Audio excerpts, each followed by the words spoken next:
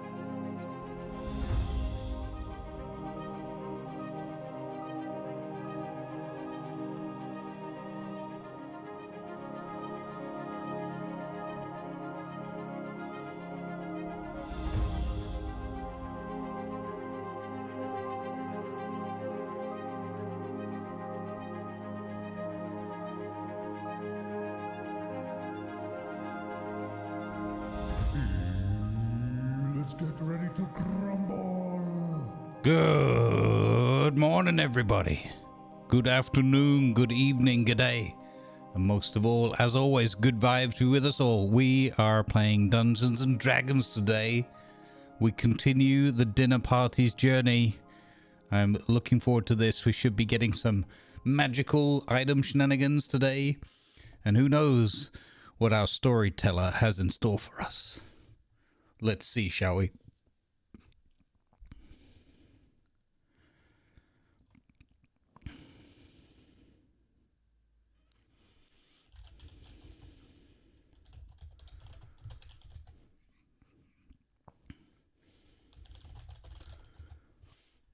All right, let's go, gang. We got a few, we didn't really have any technical issues this morning. Not many, comparatively. So we've made it on not too late. Let's see when the others are ready.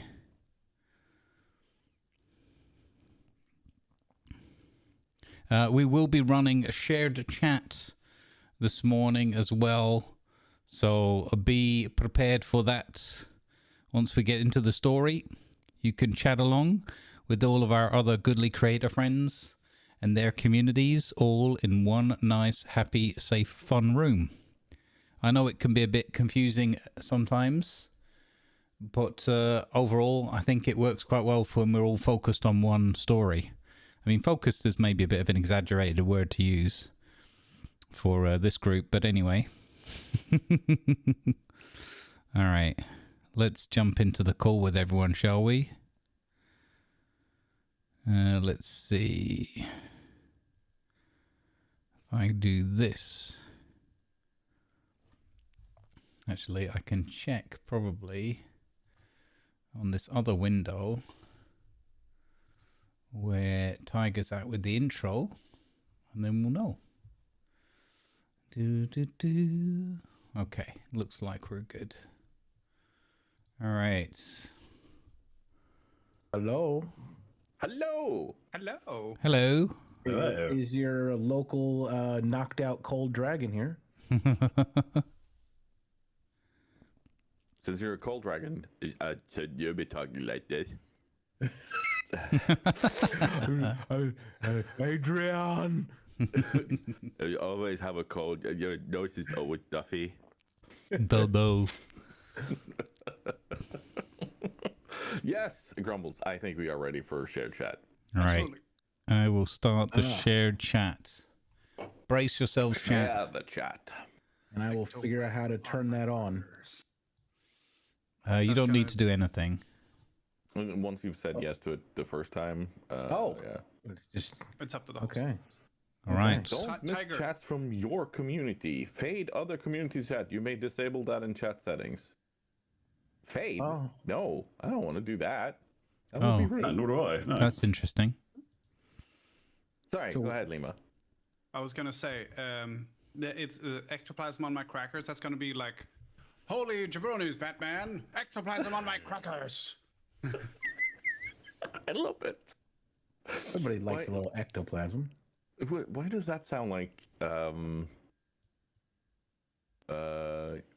It reminded me of one of the original tracks, like the music tracks that was in Transport Tycoon, which was called, I think it was called "Aliens Ate My Railway." What? Yeah. Yes. I mean, that would lead to ectoplasm on your crackers, if anything. See, there you go. There you go. That's how simple it is. Cracker car, derails, ectoplasm. There you go. Yeah. Or it could be a really, really weird diagnosis. I'm sorry, Mr. Tango. I think you have ectoplasm on your crackers. How far along am I? What stage is it? I don't know. How many have you eaten? It's in the salt and pepper stage. Oh no! No. Tell me, Doc, how far to the everything bagel stage? No idea. Welcome to Conquest and Ectoplasm. Very nice. Very nice. Maybe That's the next today's title. The next episode, we get back to where we're going. Thing down there. Yeah. Oh. Hello, hello, hello, everybody. Hello to everyone tuning in. Who here, and I don't mean the party, even though none of you wrote a session summary, who here of you remembers what happened last time? Well, not Grumbles, that's apparently. I don't remember what happened last night. Wow. Must have been a good Valentine's. Yeah, right. Heyo. Hey. The worst thing is that was 2 days ago. Oh shit! Oh, that's right. It's still it's the 16th for you guys, isn't it? I mean, still could have been a good Valentine's if it spilled over into the 15th. You know, Hey, I mean, yeah, you know, once you start, why stop? Several reasons. Exhaustion, lack of fluids. or too much fluids. Yeah. Oh, hey. It's a Robin Poor Williams Grumbles. What's wrong with you all? Grumbles is trying so hard to stay family friendly and everything. Here we're just crashing down the door. Yeah. I knew I'd lost as soon as ectoplasm came up. That's what she said? I see. Oh, I set that no. one up on a silver platter for you, sir. You really did. And you just couldn't. You were like both hands in the cookie jar, bang, straight in there. Grumbles Name is of fishing my again. autobiography. What? Anyway, let's move on and talk about other things. Lady so- aliens, shenanigans happen. That's true. Yes. anyways. So I remember pretty well. Yeah. So we started out in front of the orc people that at first were blaming us for everything. And then, you know, after confirming our story and all that, then they became less angry at us, but still didn't seem to like us much and kind of just told us like, you get out of here, go get. Certain party member just would not give up on the cart. So we figured out how to jerry rig some mecha striders to pull the cart, which I imagine was very a bumpy ride. And we I think pretty, other than passing some people that looked at us strangely at a guard tower, I think nothing really much happened on the way to Durotar or whatever, however you pronounce it. Then we arrived there, and we again were confronted, like, hey, what are you doing here? Where the hell did you come from? And we kind of scared them into a giant frenzy after we told them that the Scarlet were basically behind us. And they raised in an army. They're like, okay, let's bring out the entire army. And they just let us through because then we weren't even their concern anymore. Just like, oh, fuck these guys again. And they just let us in without even searching us or any further questioning. And then it became, you know, us meeting the town folks and the shopkeeps and kind of adventuring around town a bit. Some people got some really nice fancy trinkets, I do believe they found. And I eventually wandered into the wrong back alley, and Dunbar, being, you know, just the ever lovable, gullible little idiot, went, what you whisper, you me and then it was knocked out cold. I do believe the last thing Dunbar saw was someone taking off their hood and going, Sleep, yes, and it was a fellow dragonkin. yes.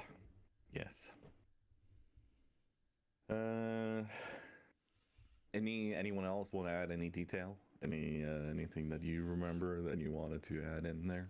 I remember seeing some ships Yeah. coming in, and us going, "Oh, let's get out of here."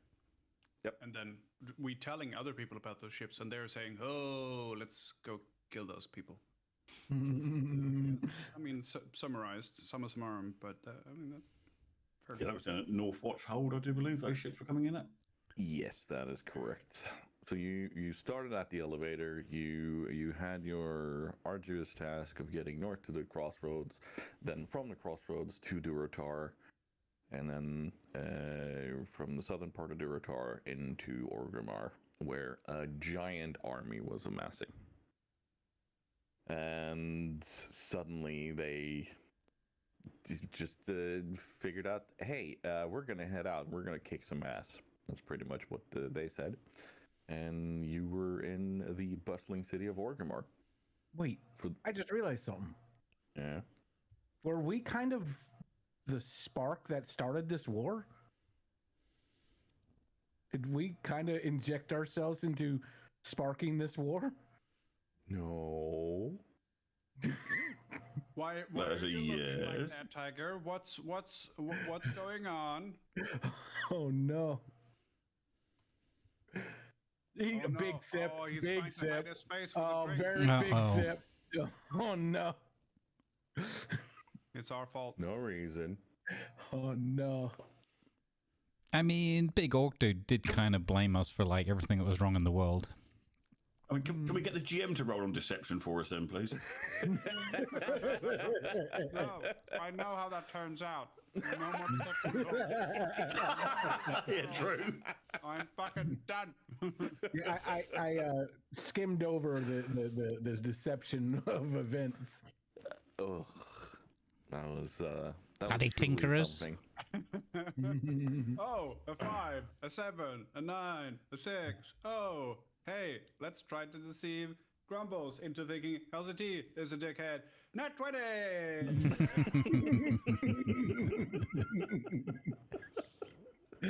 And then you left the room. For the record, the roleplay rolls did not influence my consideration of LZT. Oh yeah, no, sorry. Made Funkin think that that Alistair was the dick. Oh no. I wasn't contradicting what you said previously. I was just saying it didn't change my opinion of you. That's not better, Grumbles. That's not better in any way. For the record, I do not think that. For the record, I do not think that LZT is a dickhead. Just I don't want to leave any lingering doubt whatsoever. So shots fired there. Wow. You just set that one up too well for me, so I was like, okay, I'll help myself to a cookie from the platter for that one. Yeah, I mean, For the record, I do, but party that's of because 3 he's is Swedish. almost as good as a party of 4. Oh. Suddenly my Mecha Strider really explodes. Oh wait, I don't have one. Oh. Well, you don't have one anymore. Yeah. We already did that trick. Yeah. Also, I just thought that we should probably, I don't know if the market's caught up, but if we invest in some real estate down in Thousand Needles right now, that would be like prime beachfront real estate in like a matter of days or weeks. So we could get like jet skis, we could get like a la carte serving down by the sea. Yeah. That would be, like we could make bank down there. I'm just saying that probably people don't know about the flooding yet. So we could It's probably true. imagine like having villages up on the bluffs down in the Thousand Needles. Yeah. People can fish. for Or- like 400 feet down to the water. That'd be cool. Or, right, you're really good at making trailers. Well, we all are, collaboratively. We could make a beachfront, right, hear me out, a beachfront trailer park. That screams class. Is Jeffrey gonna be at the bar? However his name is spelled Yeah. today. Yeah. And also, maybe, I don't know if it transitions, but maybe we could make like an ad trailer as well. Maybe I'm good at those too. I don't know. I've never Tiger's tried, face so- right now. The glorious absence of sophistication. That is how Jeff Foxworthy defines being a redneck, and I think you just nailed that with what you. Trailer Park Jeff, suggested there, best Grumbles. Jeff. I mean, I don't think everyone who lives in a trailer park is a redneck. I have No, friends no. who live in trailer parks that are definitely not rednecks. By all means, no, but it is the stereotype. I do understand where you're coming from, and you know, having a living room that's measured in feet. Welcome in, everyone. Good not the, vibes be with you. Thanks for tuning most in for our sophisticated D&D thing. show. I don't know.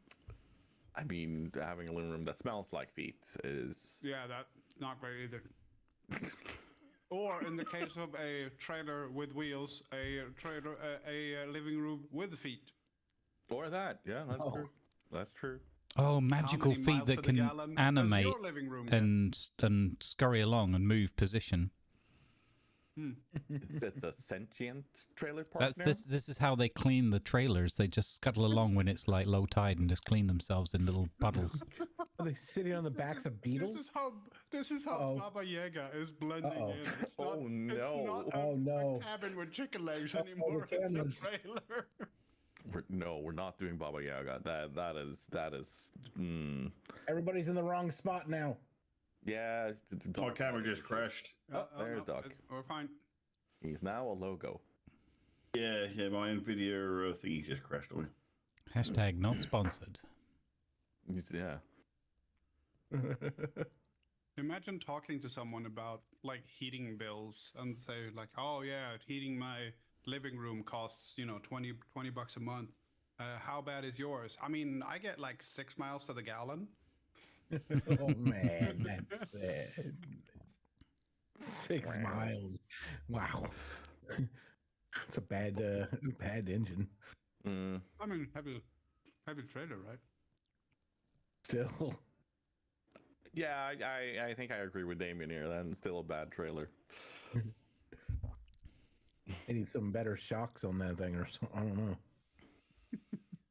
Being pulled by like a Kenworth or something. Jesus. Yeah. There's definitely going to be shenanigans today. We are going to have plenty of RP moments.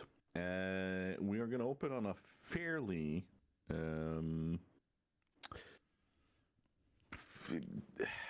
in-depth scene. So before we do that, I want to encourage everyone to actually do their thing of, you know, either going to the toilet, grabbing more to drink, checking your meds, checking on yourself, all of these things, because the next part is going to be fairly in-depth. And that also goes for my players. I want to point that out. So I'm going to go pee. You guys should also do your thing, and then we'll reconvene and do the thing. Okay? I'm going to run 90 seconds of ads so I don't get pre-rolls. Oh, that's a good idea. We start with a short rest. We start with a short rest. For the players.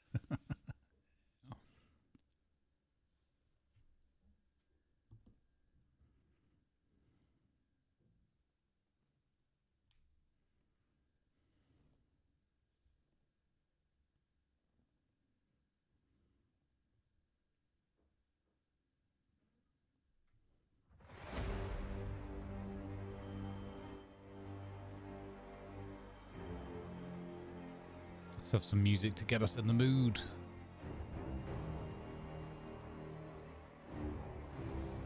How we doing today, chat? Good morning, everybody. Welcome aboard. As I said, we are in shared chat mode, so keep that in mind. I believe there's a new setting that you can use to, I don't know if that applies to you, actually. Oh no, that's for the streamers only. Fade out chats, not from your community. Interesting setting. Kind of like the opposite of what we want generally, but that could work in busy chats though. That's kind of cool. At least it's there as an option. Doc's having a few teething problems with his camera, so he'll get that sorted out hopefully, and it won't crash on him. Good vibes, everybody. Welcome aboard.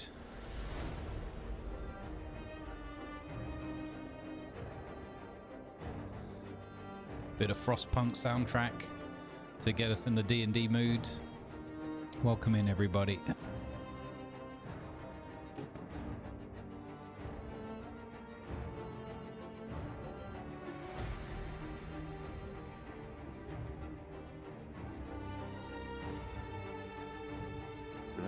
Most of the sound bites are off for today.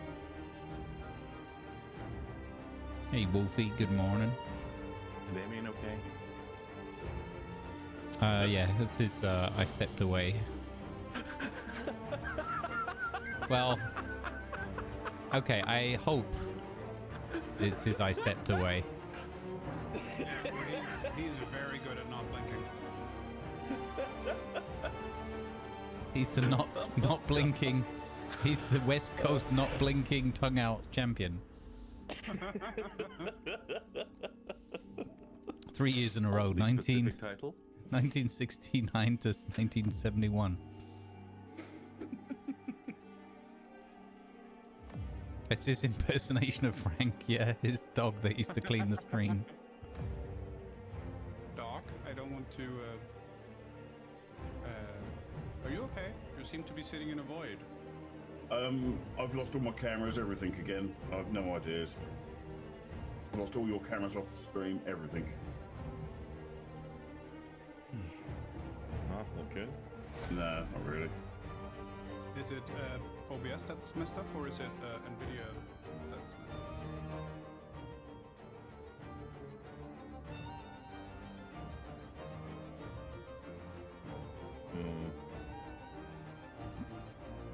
It wouldn't be a Sunday D&D session without some tech issues. No, right? Right.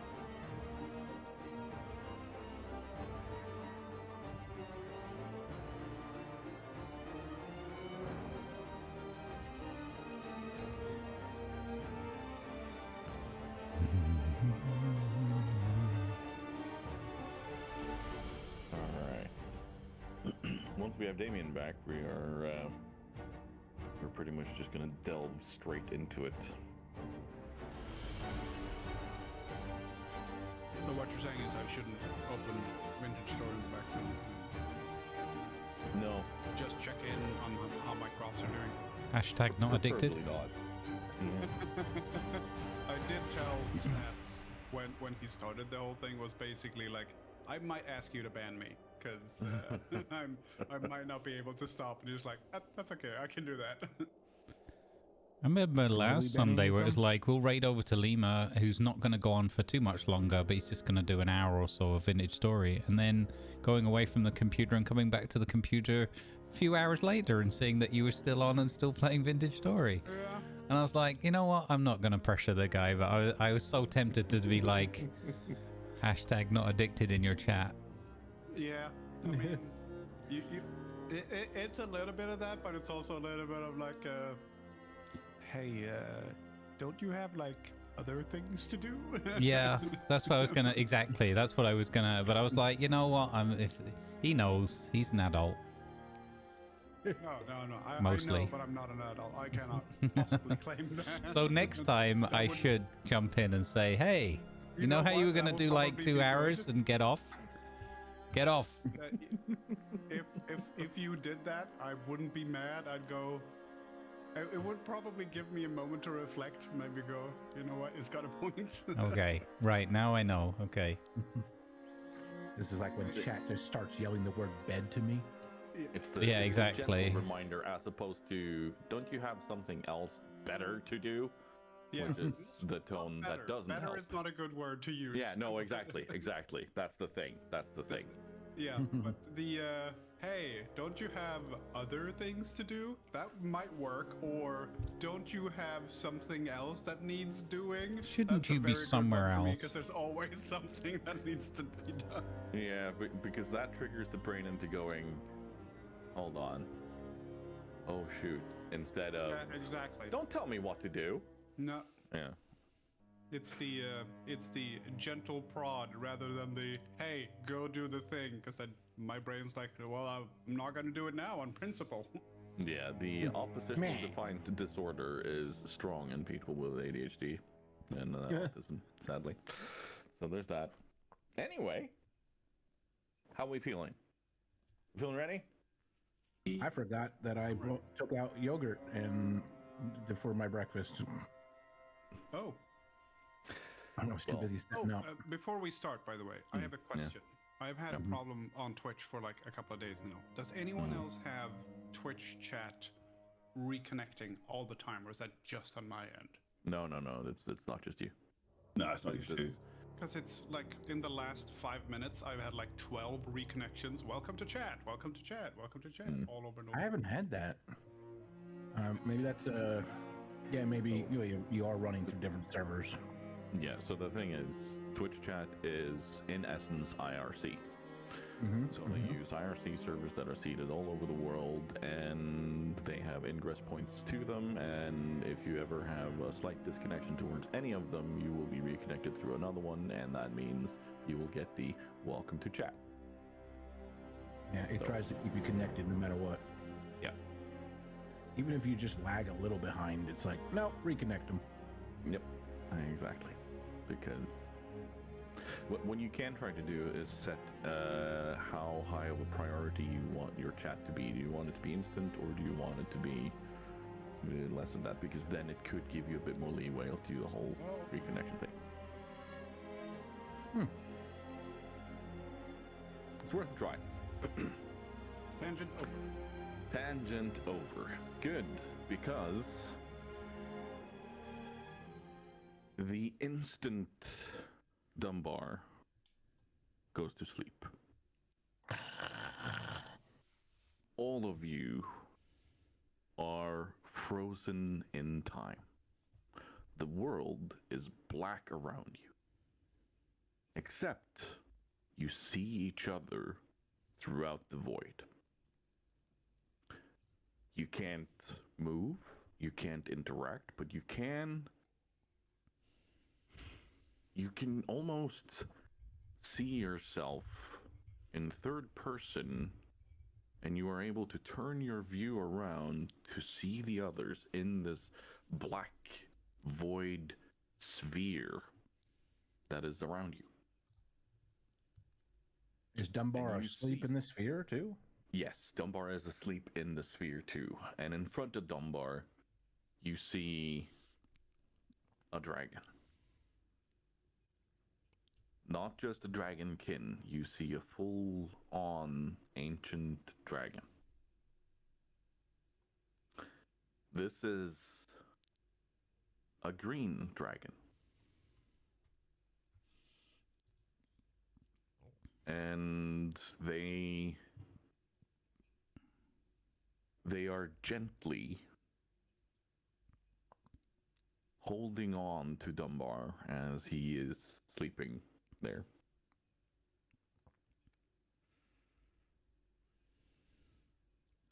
And you hear a voice speak. My son. Wake. Instantly, the head dog, the head, what? We have been searching for you. You Master? on from this world. Master? In a sense, yes, my child.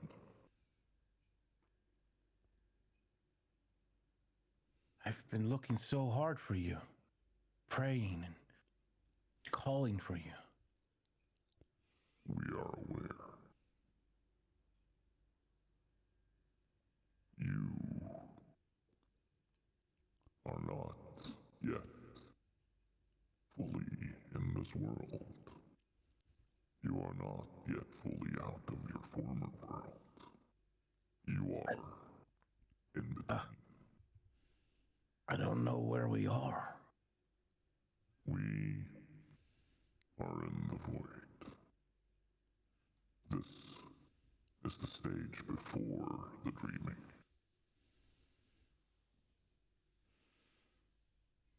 You can witness anything you want from here. For instance, witness your friend.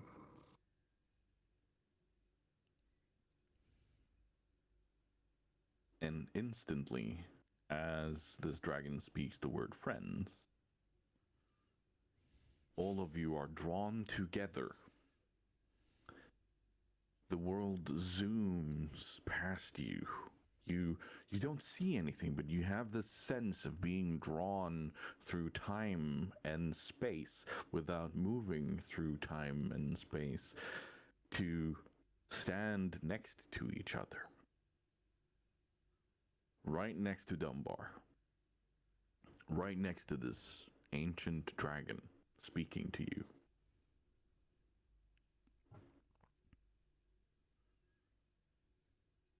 The dragon then slowly starts shapeshifting into an enormous white raven.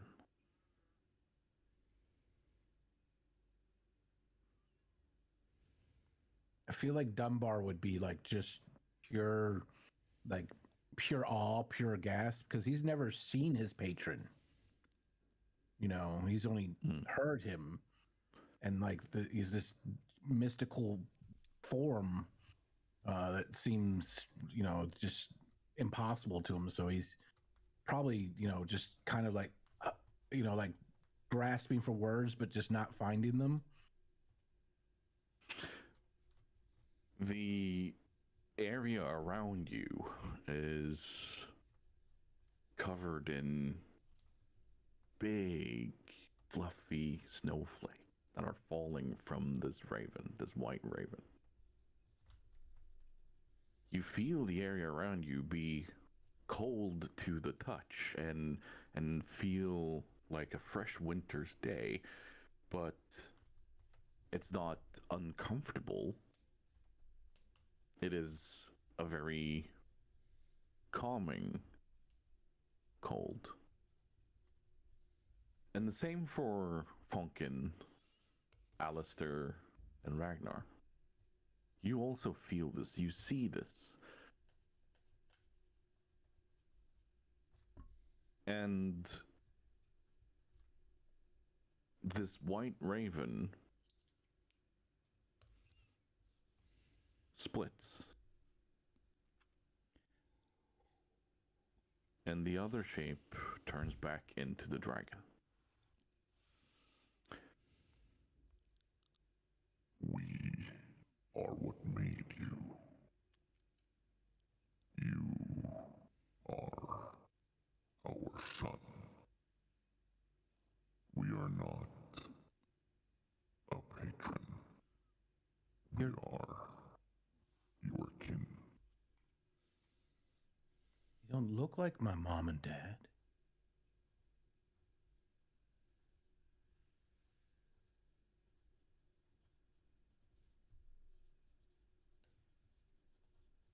Sense again. Go within yourself.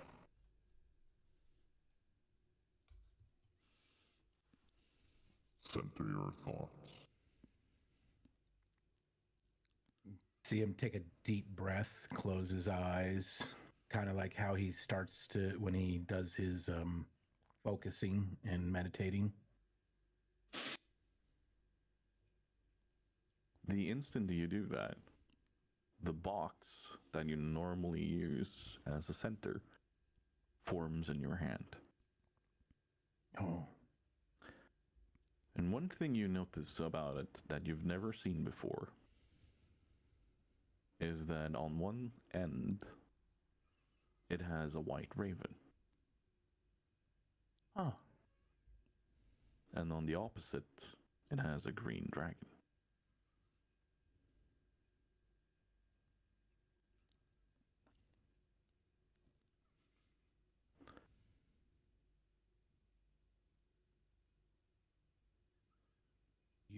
It was you all along, wasn't it? Yes, child. Guiding me and protecting me. Always. Yes.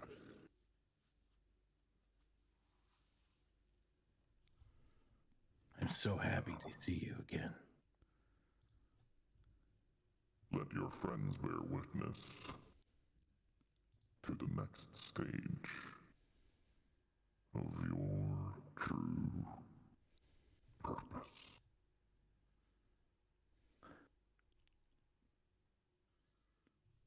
As soon as the word purpose ends, you are transported back into the world where you were, but everything has a shadowy feel to it.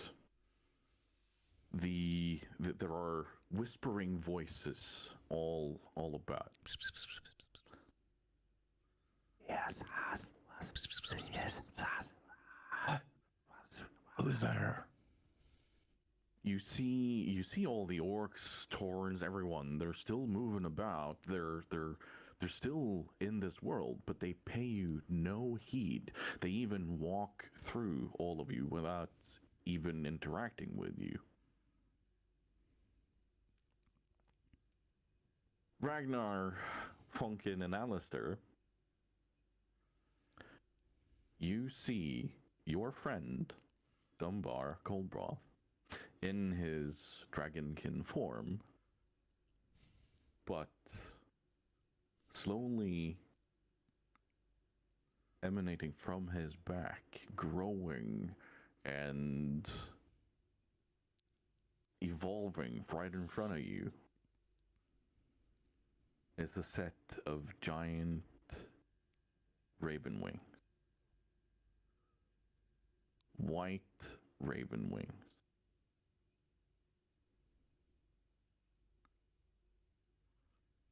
They fully fold out in their glory. And you see as if his scales are shifting to feathers, but back to scales again. You see this along the wings. The feathers turn into scales and back again.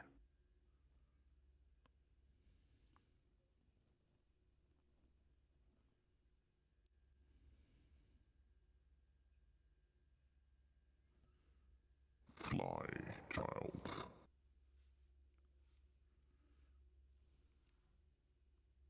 As soon as he says that, I would, I felt this happening to me, obviously, but, like, it still probably feels very odd. So he probably, like, reluctantly just kind of, like, wiggles his wings a little bit at first, and then, at first he doesn't even know how to really move them, so he's kind of, like, moving his whole entire, like, upper body to try to, like, move it, but then, like, more and more, he starts to get used to feeling the new muscles, and the wings eventually just flap out as far as they can, and then just slow flaps until he starts to slowly lift off, and he's probably in pure amazement because he's before needed rocket powered alcohol to do this. So, he's wide-eyed, looking at the ground, looking around, just like in full amazement as, just more and more he gets kind of the hang of moving these new, the new appendages, these new muscles, and he's probably even a little wobbly as he starts to float up a little bit. He's not, he's not Supermaning up. He's a little wobbly and unsure, but he's determined because, he's never been led wrong by his patron. So he has full encouragement and belief in this. So he's trying with all his might, and just more and more, that you can start to really hear the power behind his wings as he starts to really flap down, and then all of a sudden he just takes off. You take off through the roof of this building, outside into the world. You are not touching anything. You are able to phase through everything as you fly and you look around. You observe the world as it is, but through a different realm. Funkin, Alistair and Ragnar, you feel this enormous air pressure of cold wind hit you as he takes off and zooms through the world. And you can now suddenly speak because you can feel yourself drawing a sharp breath out of just kind of slight shock of what just happened.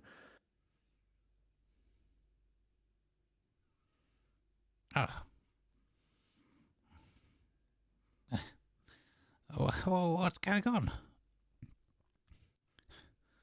Look at that. That's impressive. And my parents told me you could never get anywhere in life just winging it. He couldn't even get through the first part. I hate you. I don't really.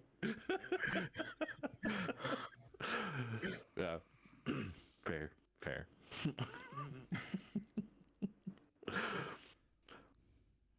What's going on? Where are we? I don't know. Just in Dunbar, fly with wings for a change rather than rocket fuel. Too soon. Hopefully this time he'll land on his feet, not on his face, because, you know. Is it definitely me, too soon. or it feels rather chilly in here, but is he flying through people, things? I don't know. I don't trust my own eyes right now. Well, there's only one way to find out. With that, Ragnar walks up to the nearest person and tries to slap him. All right. Give me a roll. What sort of roll would you like? Well, that would be unarmed combat, so... Yeah, I just want to find it on here. Lima seems a tiny bit too happy about that. I am absolutely fucking delighted. Because I can't wait for the slap to come.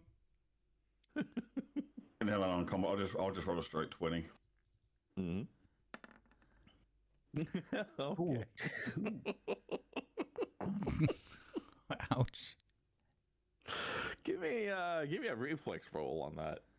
I do get about +6 on that, but yeah, we don't have reflex in this. That's Watch him roll a nat 20. reflex is Deck save. Yeah, dex dex thingy.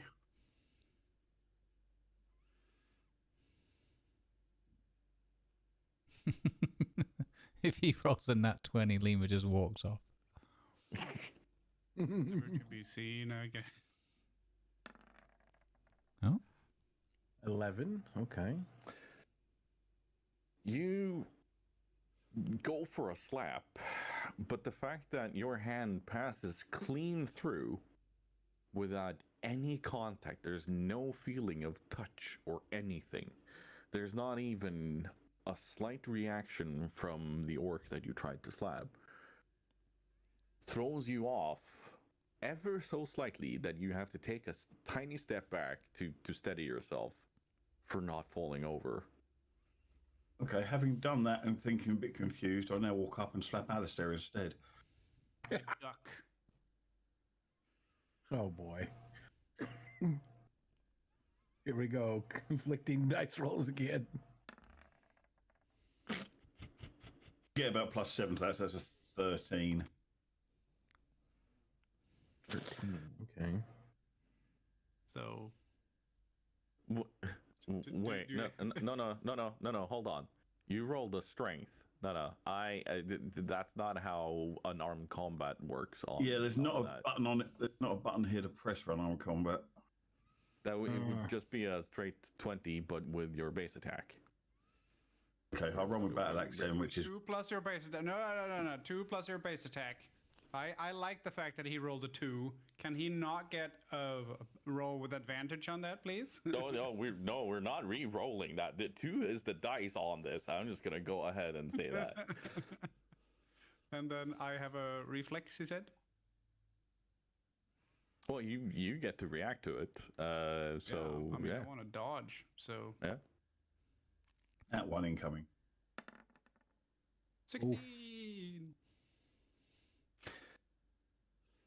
Yeah, no, the attack comes towards you, and you just kind of nimbly step aside, but it's And as I do, Alistair looks at Ragnar and goes, "Well, obviously you're going to hit me." And then I'm still smoking my pipe, and I reach out and tap him on the forehead with it.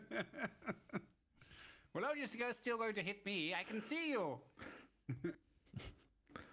Let's see if I can tap him. Unless he like tries to stop me, I'm gonna tap him on the forehead with my pipe. That's gonna be a bit up to Ragnar. Do you try to stop him? Would I notice it? This is the question, because I'm so busy trying to slap him one.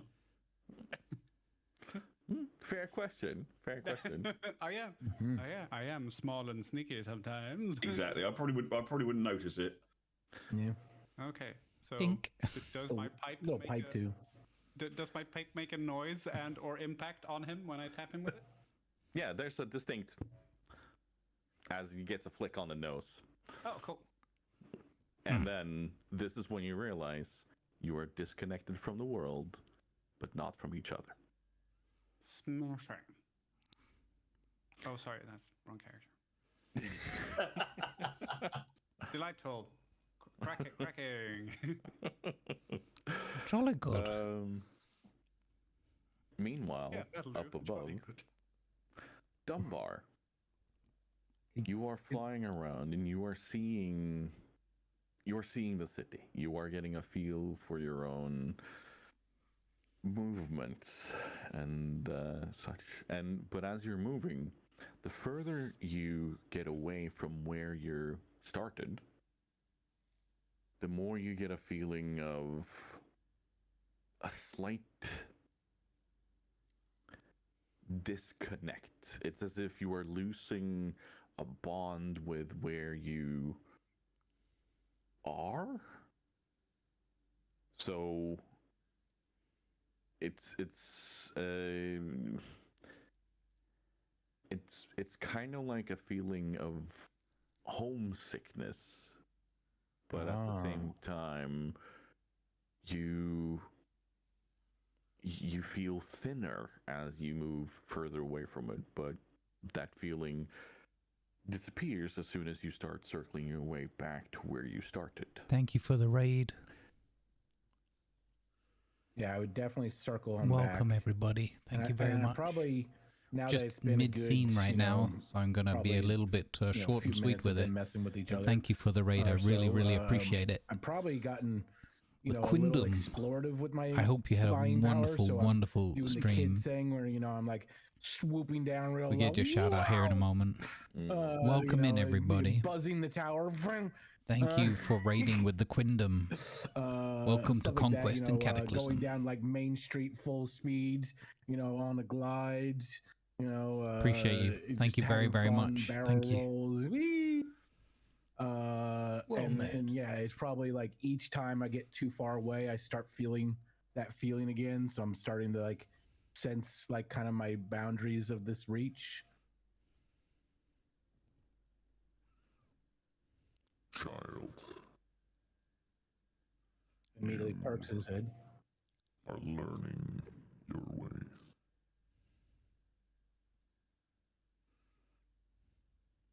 You have the power of observing the world without being in touch with it. You are in the realm of creation of which we have. That sounds awesome, Quinlan. Foundation's good fun. It's very chill, right? Awesome. I'm glad you had fun with it. Let's go. The dream realm. Hey, Joint. Good morning. Well met. The Night of Shadows introduced the Shadow Realm. This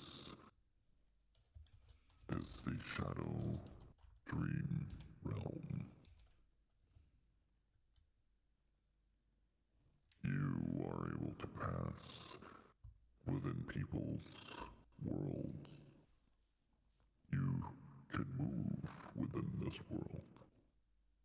You may choose where to reappear, but I warn you, be careful. There are beings in this world. There are creatures that emanate from the minds of those who are corrupted, the minds of those who have been touched by the ill soul. I understand. And if you are harmed in this realm, it is just as real as if in the normal realm.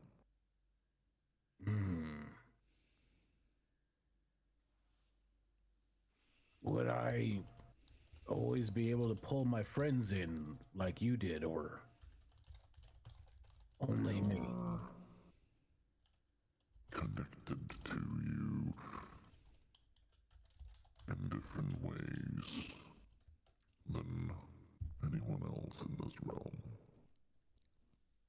We are not certain how. Also, Raiders, just so you know, we're in a shared chat room across 5 channels, so good vibes, and hopefully that's in no way confusing. Anything. Always. Now go. Rejoin them. There is much that needs to be done.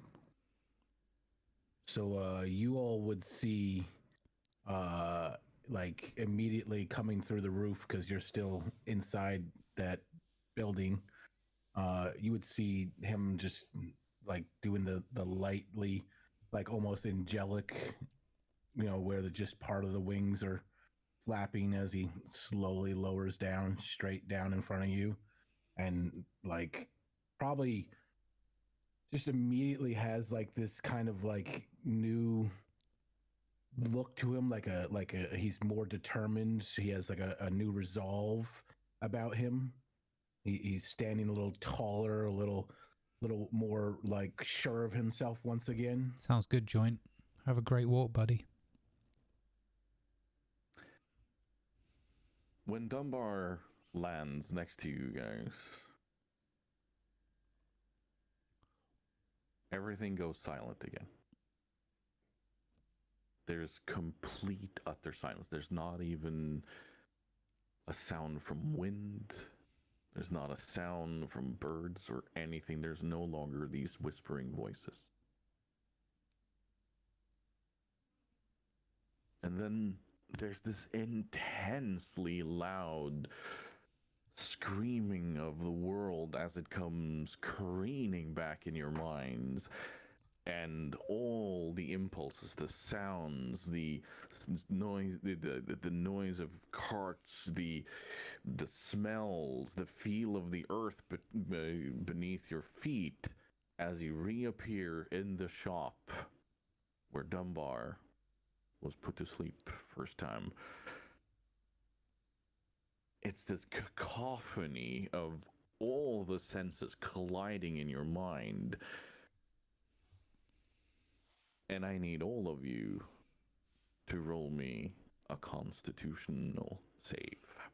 Uh-oh. Brown alert. Or a green alert, all depending on how you see it. Ooh, nice.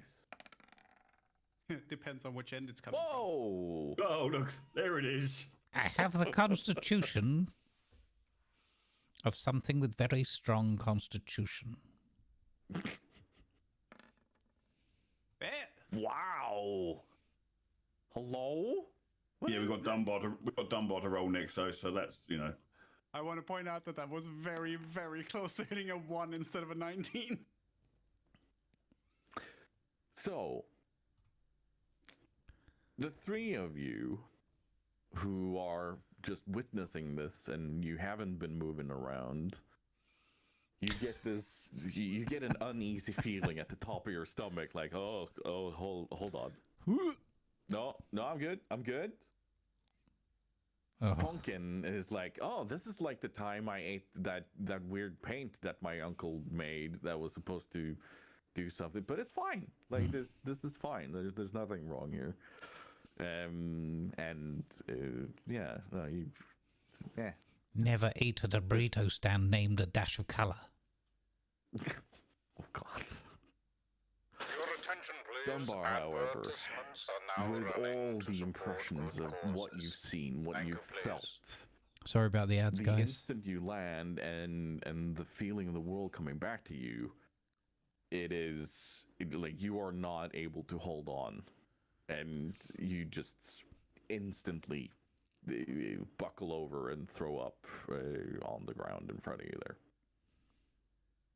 And as the world came back and you all kind of felt this feeling, time resumes. There's an orc standing in this shop that Ragnar tried to slap earlier, and the world resumes, and the first thing you all see is that Dunbar throws up on his shoes. I'm just throwing up ice chunks.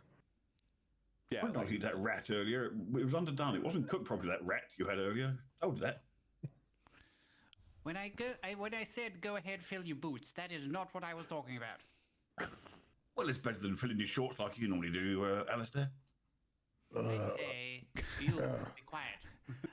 I thought he'd be I think spitting that's- feathers. I think I flew around too fast. Oh, Well, you should land on your feet this time, not on your face, you know? I attempt to prestidigitate to clean the mess away. I appreciate.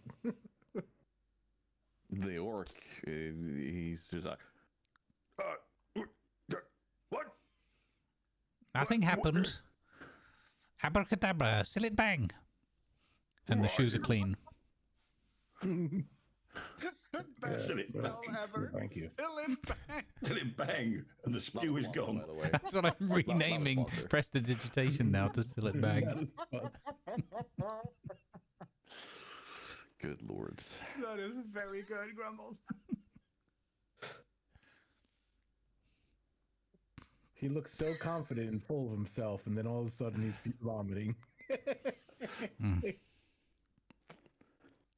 The senses of the world are really catching up with you, but you are slowly getting back to yourself. The shopkeeper is like, okay, no, out of my shop now.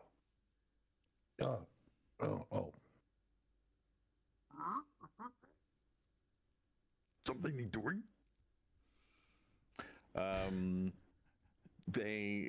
So you walk out of the shop. There's no sign of any dragonkin. There's no sign of anyone. But out of Damien's back, you can see still these spectral raven wings.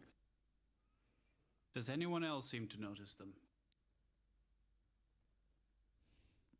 I Said mean, they're you are- spectral? They are spectral. Oh, okay.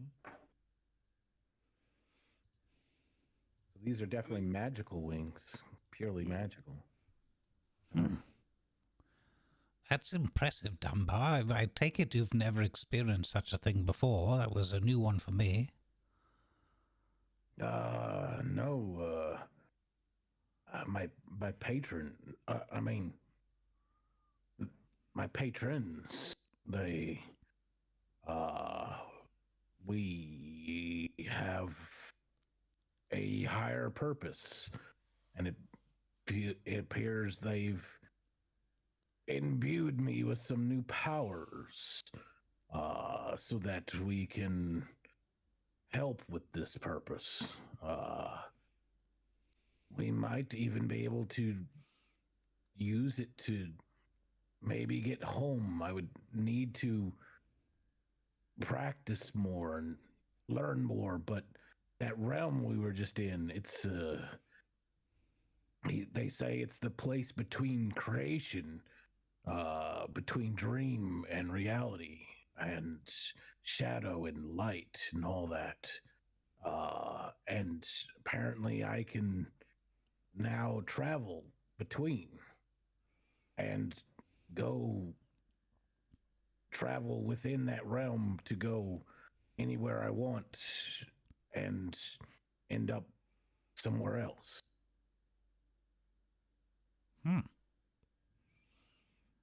Impressive.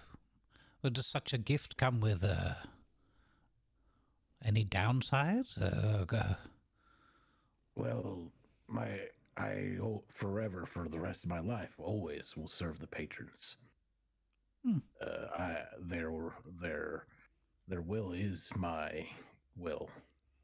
Well, it's not bad to have an ideal, something to cling on to. It's good that they gave you wings, especially if you're trying to grasp this higher purpose. Dunbar didn't catch the pun. There's a little tiny neon sign that's with the word pun that just floats over his head. Yeah. Alistair asks, "Do you get frequent flyer miles?" Oh, God. What now? Oh, no, never mind. It's just a scheme I heard about. Yeah. I don't know. We've got to come up with some way of marketing this, Alistair. Absolutely. Air D&D.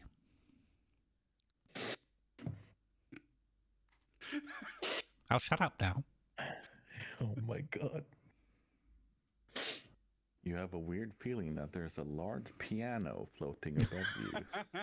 Anybody hear that tune? The funny thing is, the closer it gets, the more it looks like a piano. Yeah. Oh, I love Moonlights and Up.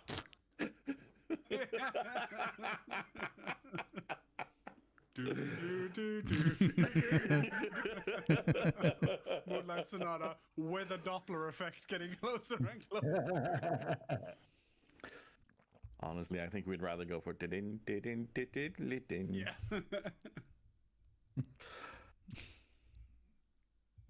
You were standing in the middle of this street that is leading down to the Cleft of Shadows, where I think Dunbar was heading before he got psted. And we're simply just going to, because there's no reason in trying to draw this out with you guys being in the city. Like, all the shopping that you want to do, all the stuff that you may be looking for, you have the chance and ability of doing that. And we're just gonna, unless there's a specific scene you want to play out with a shopkeep or such, we're going to reconvene you a bit later at night. I do want to see if there's a shopkeep that is, like, you know, advertising that they deal in the weird and the odd, the macabre, the unusual. Because there is. Okay, yeah, I want to see if they, because like back in my world, I probably had several people look at that weird oval shaped stone that my parents like kept under glass and, you know, well protected, and, you know, to me it's a rock, but I still kind of want to try to figure it out. So I want to find a shopkeep that looks like they deal in the odd. There are definitely magic shops that deal with that sort of magic in the Cleft of Shadows, where you were about to go. Okay. All right. Yeah, that's I would. Where you will find more warlocks, you will find the rogues, you'll find the less savory type of people. I think Dunbar, being Dunbar, would probably look for the scariest warlock, because he'd think they're the most powerful and most knowledgeable. So, like, he would just look for the scariest one on the street side and walk straight up and go, excuse me. You walk up to a guy who is, he's yelling at this little imp that is dancing in front of him, and the imp is doing some fire magic and such, and he's yelling at the imp, and he's wearing these weird purple garbs, a huge hood. And as he turns, as you say, "Excuse me," he looks at you and he has red eyes, and he goes, "What?" I'm looking for a shop that would deal in, well, the oddest of odd magics and things. The most unusual. Yeah. Down in the cleft. On the left.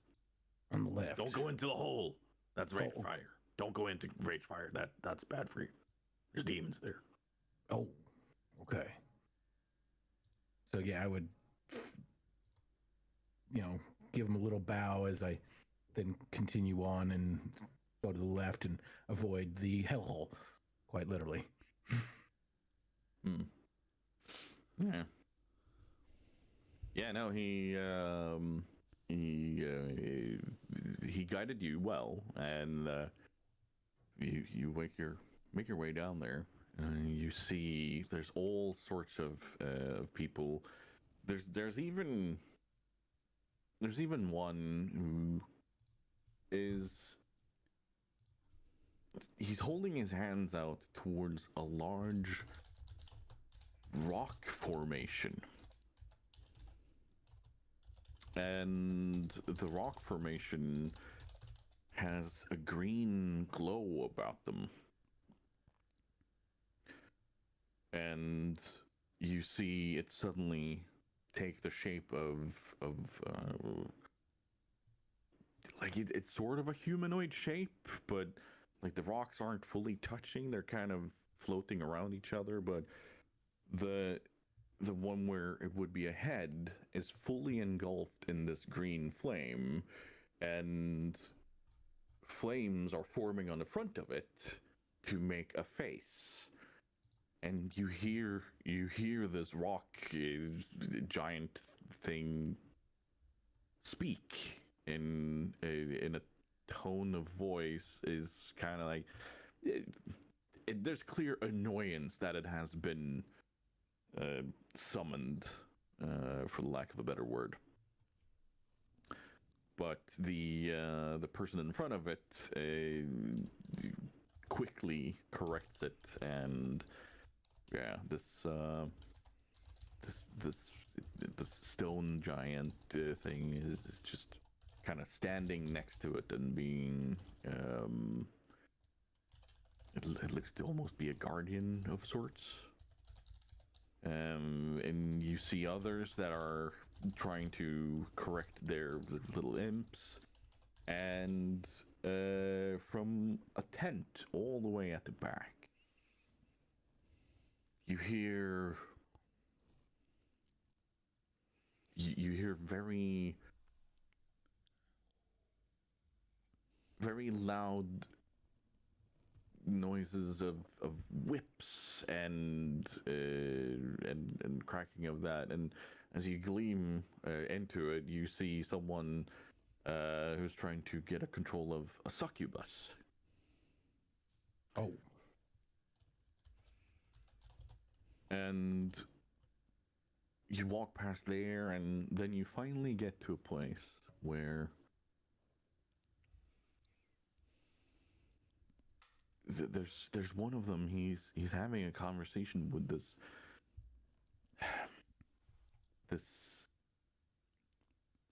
genie in a bottle looking kind of shape of just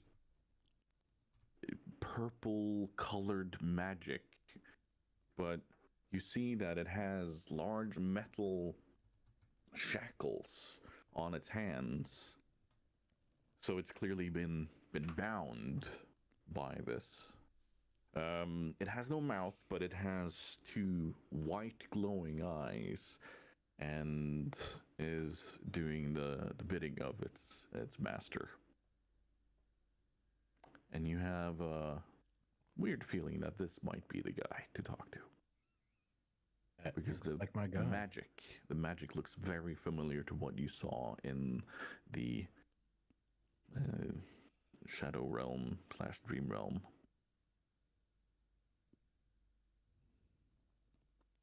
Okay. Yeah, I would come up behind him and kind of just not to interrupt, but just kind of, just to let him know I'm here. He turns on his heel and goes, "What? Oh. Jesus, you can't just sneak up on someone like that, man. You got... Oh, okay, hi. I mean, what? Sorry, I forget how quiet I can be. Uh-huh. Especially for a large fellow like you. Yes. I can't do the voice. I'm sorry. I'm just going to be me. Hi. What can I do for you? So I have had some recent things that have made me realize that my origin is not quite of the mortal plane. And my entire childhood, the people that I believe to be my parents had this stone, and I hold up the little ovoid stone about, yay big. And they kept it under glass and had a special little pillow it sat on, and it was a locked case, and it was like as if it was some insanely prized possession of great importance, but it just seems like a rock. And I push it out forward like I'm kind of handing over to him to take a look at.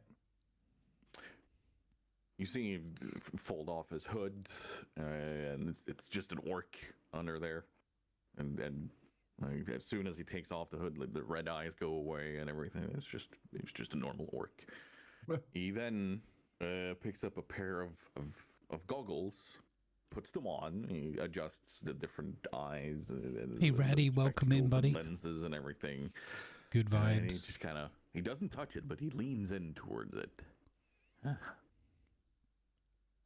There's definitely magic. Takes away one. You're not from around here, are you? No. It takes another one. Okay, that's interesting. What happens if you shake it? I shake it. Okay, nothing there. No sound inside. Okay. Takes back the 2 ones he first did, and it takes away from a few others. What if you spin it? It just kind of spins it in his fingers. Okay.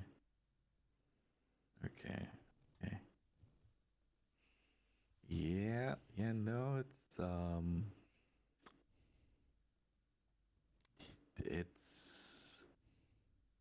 unlike anything I've ever seen before. It's clearly meant to summon something. What? But it's also bonded to something.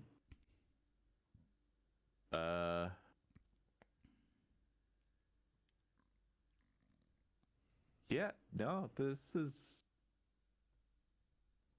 not normal. You're not a normal warlock, are you? No, I have 2 patrons that, well, they seem to be godlike beings. He takes out a pad of paper and a few other things, and he starts noting down. Patron. God of things.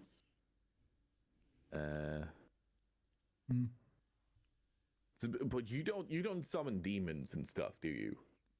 No, I don't know how to summon. Doesn't know how to summon. Okay.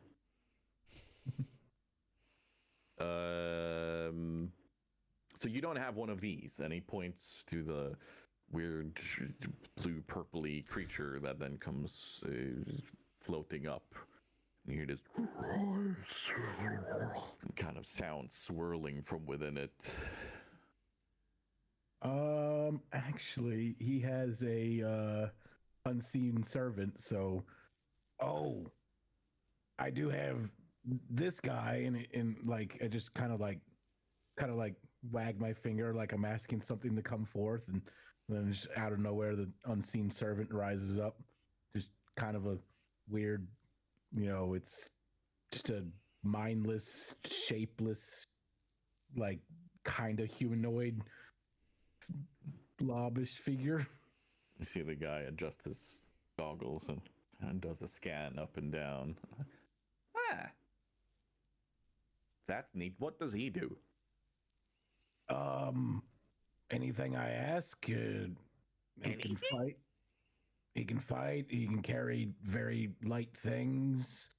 He can, as long as he stays within a certain distance of me, he can even take commands without me saying anything.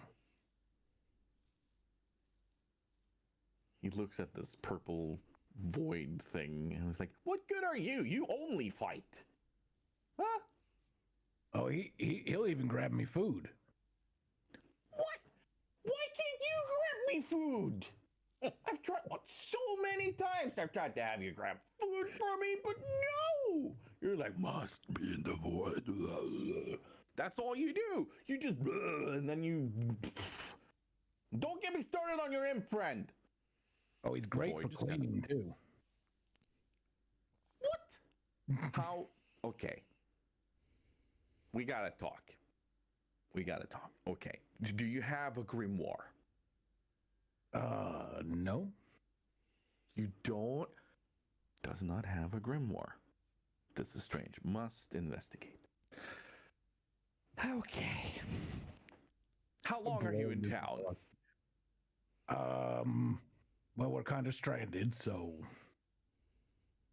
yes, me and my friends are not from this world, and we don't know anything or.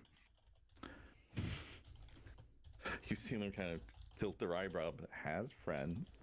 Has friends, wow.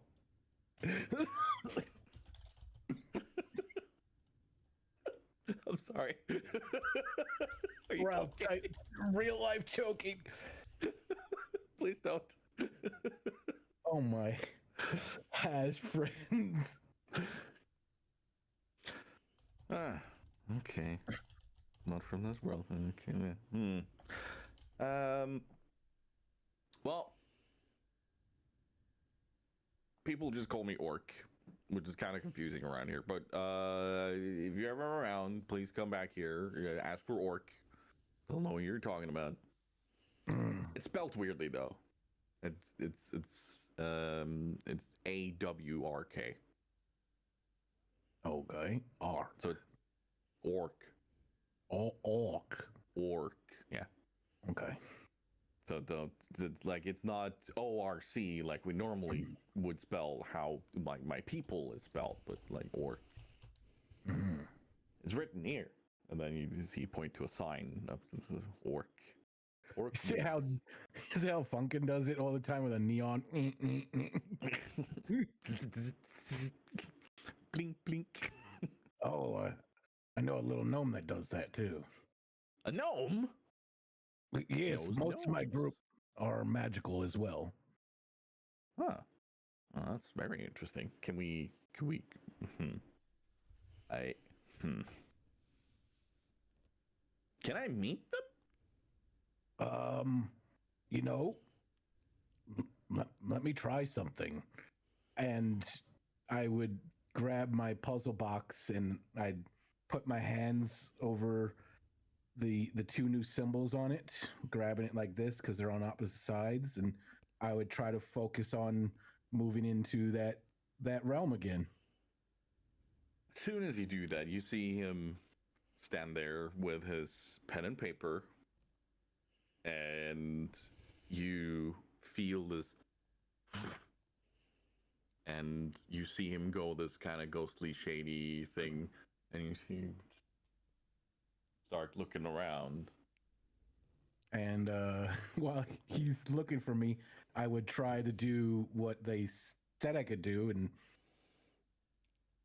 see if I can pull them to me.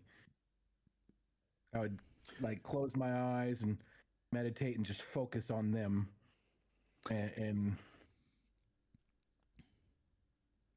all of you others, as you're out and about wandering, looking at the city and trying to shop and stuff, you suddenly hear a voice that kinda sounds like Dunbar, but it also is very unfamiliar.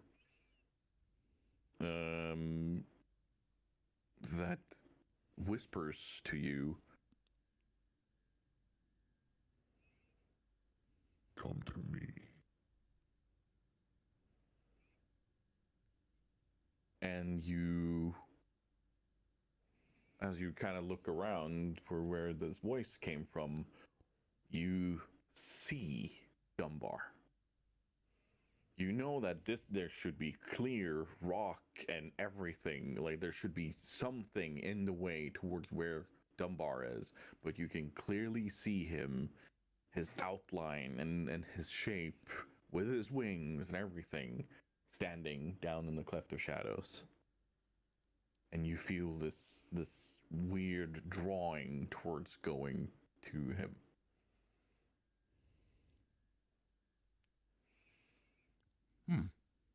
That's unusual. Yeah, is he pretending to hide again, but we can still see him like normal, or is it something different this time? I don't know. I guess he's dabbling in some new talents. We call it a talent. We can see him. It's not that good a talent. Yeah, I mean, playing hide and seek whilst also gargling out, "Come over here," not really the way to win. I'm going to go and investigate. Yeah. I'll come with you. Alistair trots along afterward. So is it a case that we just can walk towards him because we can see like approximately where he is? Or is there some other... Oh, you see exactly where he is, Yeah. but you know that this, like, this is in connection to the realm you were drawn into earlier. Mm-hmm. And you have now a very clear sense of where is Dunbar. Is there... Yep, go ahead. Is there any sense that, like... So we start just, like, walking towards him, because I think that would be, like, the instinctual level. But is there anything else that springs to mind that we might be able to go there faster or differently? Or is there's no sensation of that at all? It's just like, oh yeah, he's over there. Let's walk over there. You get a sense of urgency, but not the kind of urgency that you'd feel in while you were in danger or in combat or such. Mm-hmm. All right. Let's hustle up. I don't think he's in trouble. Maybe he's found the buffet. As long as there's aisle there, that's good enough. Alistair was speaking to a goblin engineer as it happened. That seems like something he would do. And before you turn away, you see this goblin engineer kind of look puzzled around himself and be like, "What? Honestly, gnomes, so rude."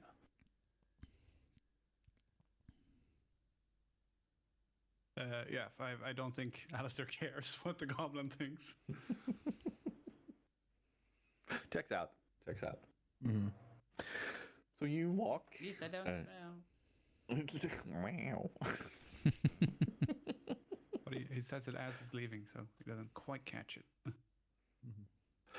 As you walk, you notice that the world has taken on this same ghostly whispers, the same ghostly shape and everything that you saw earlier. And the closer you get to Dunbar, the clearer it gets. The more distinct that feeling of whispering voices, that feeling of the cold air, and this the sense that you are no longer being observed by the normal realm around you gets stronger and stronger the closer you get. What do I hear? What does Ragnar hear this robotic voice about being observed? Is there a crossover from somewhere? Do not be alarmed, citizen. Are we being observed? You are being observed. No. I don't know if it's just me, but I feel like I can hear whispers on the wind.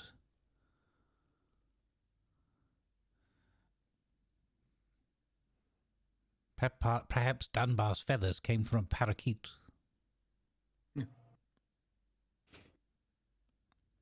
Wow.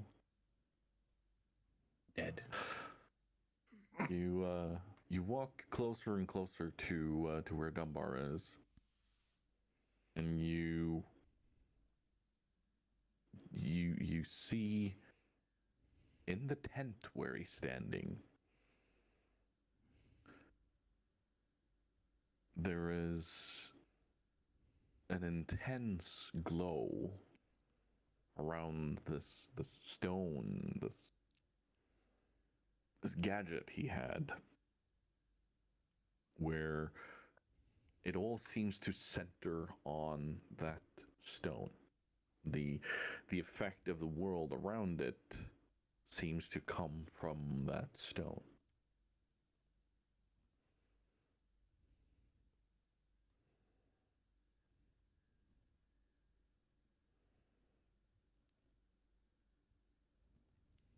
Ragnar, not knowing, understanding this sort of stuff, sort of looks at you. What the heck's going on here?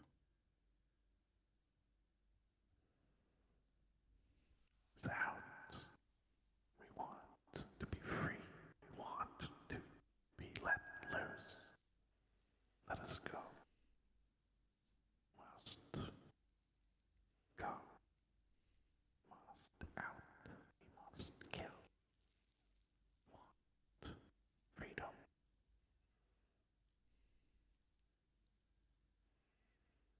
You hear these constant whispers. All of these different voices, constantly. But they're barely there. But just enough that you can hear them constantly whispering to you in this realm. Or rather, not whispering to you, but rather just they're around you somehow, somewhere.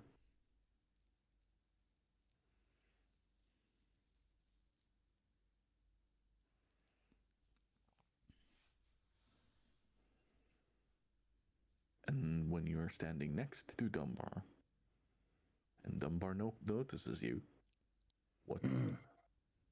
I would, all right, everybody, get in close and make sure you're not up against the wall or on anything weird. Gonna try to bring us back into the normal again. Okay.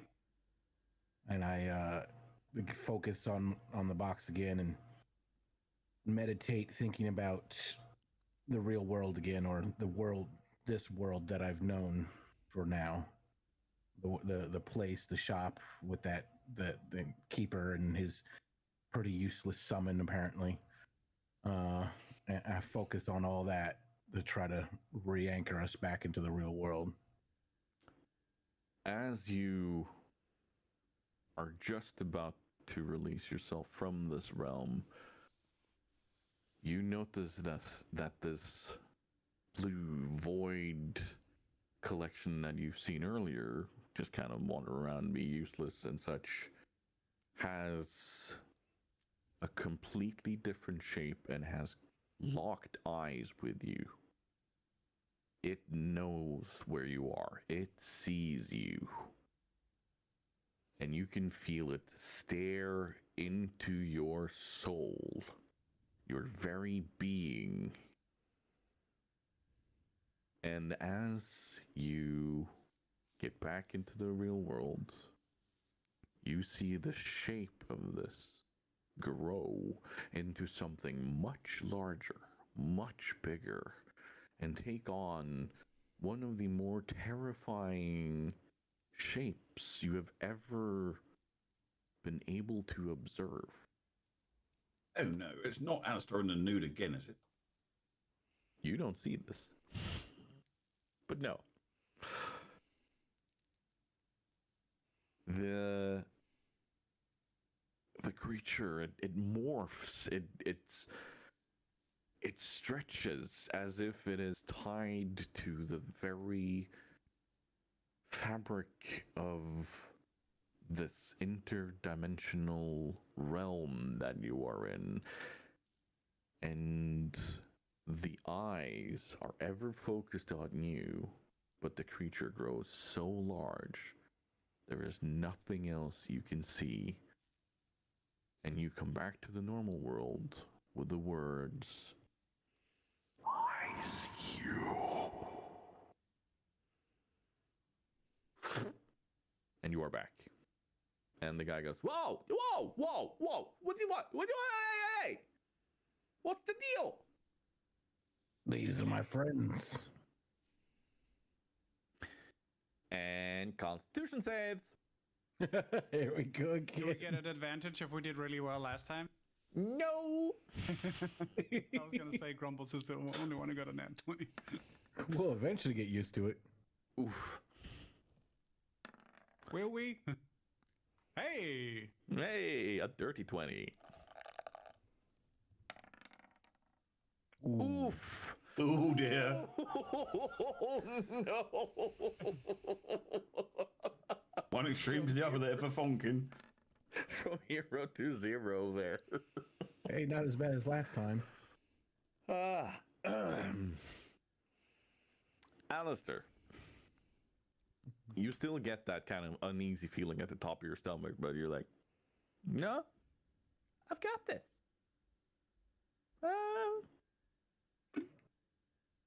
And you're muted. Am I muted? No, now you're not. But you were when you started explaining and doing the sorry. whole motion. I take my hat off and bow and go, pleased to make your acquaintance, and put my hat back on. The others of you, however, you get this. Well, okay, let's deal with Ragnar and Dunbar first. Dunbar, you easily recognize what's about to happen. You like this is instantly. You're back in that last shop, and you know. Oh no, here it comes again. Ragnar, despite your normally iron stomach and the ability to hold down pretty much any sort of liquor or beer or whatever there is out there, this is like a punch in the gut when you come back to the world. And you are not able to hold back, and it like the stomach just overturns itself, and you are not able to hold on. Funky. Look at his arm. I can go, damn, I thought those hops looked a bit dodgy earlier on.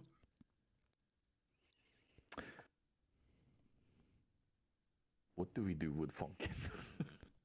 So the way I picture it with Funkin is everyone else kind of lands in and they're all like checking each other and you know, some are doing better than others, and Funk just goes completely pale, and then you know that scene in Team America after he's been drinking too much in the bar and he's just in the back alley and he just can't stop vomiting. No. It's basically that. Blah. Oh! Can I make a reflex, or in some way, can I do a thing where I grab Funkin's beard and hold it out of the way?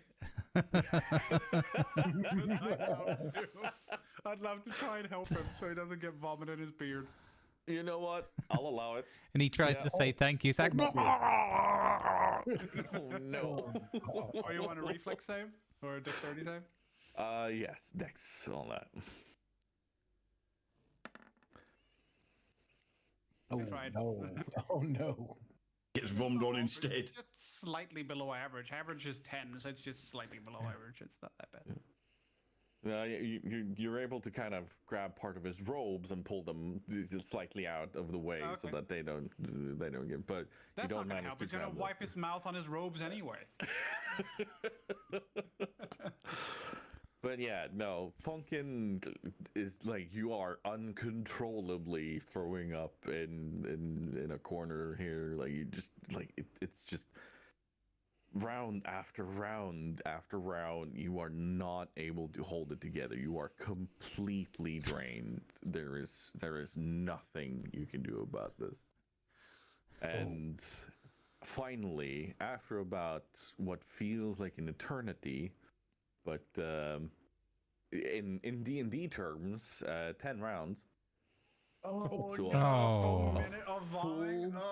minute of gut wrenching Oh, it's just gonna hurt. out there. I'm not going to continue in case this is like some Yeah, trigger yeah. for people, but yeah, a full minute, and like you are so tired now that you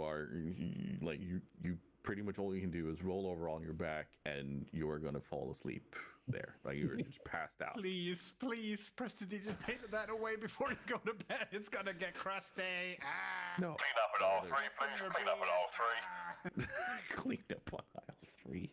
No, he's just completely like he's out of it. Like he just falls over and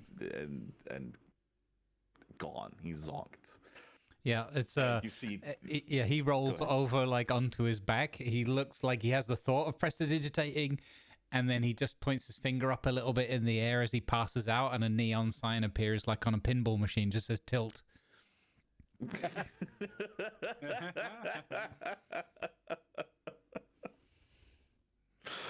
I think we're going to take a little break there. Some of us People need. enjoy your food after Yeah, that. exactly. Oh, yeah. Oh, God. Out of all the saves to critically fail. It's just classic to go from nat 20 to nat 1 as well. Like, Funk is just like, I got this. I can do this interdimensional travel. No. There's no problem. Yeah. No, let's not continue that in case. Yeah, But I know some people get really, really upset by that. So yeah, that's all right. I suggest we all go grab some food and some other things, no, thank and then we reconvene in a few. Okay. See you back in a bit. Burp. Jesus Christ. I'm gonna leave the call open so that people can hear you in the background, but they won't see you. Just so that's that. Okay. Yeah. Don't say anything controversial.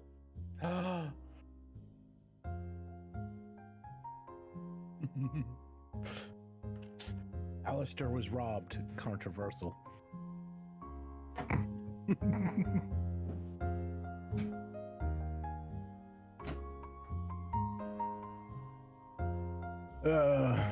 I'm serious. I don't want to eat after that. Serious chat. Serious. If they actually come back with food, I don't know what to. I feel like I actually feel a little nauseous just from the thinking about it myself.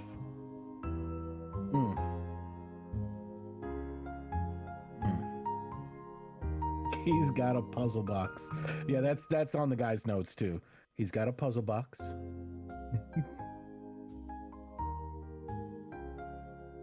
Oh man.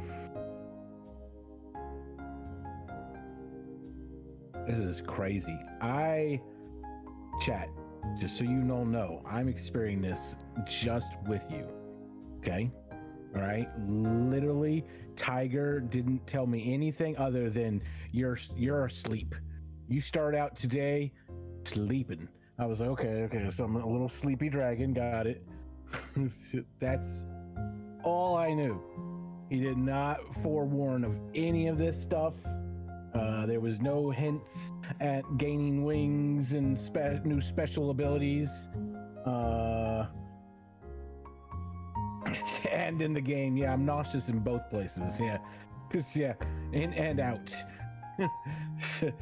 I'm IC nauseous and OOC nauseous. This is accurate. Yeah, no. I'm glad they didn't go into too much detail. It was. I'm a very visual person, so like when people start explaining stuff, like I start visualizing.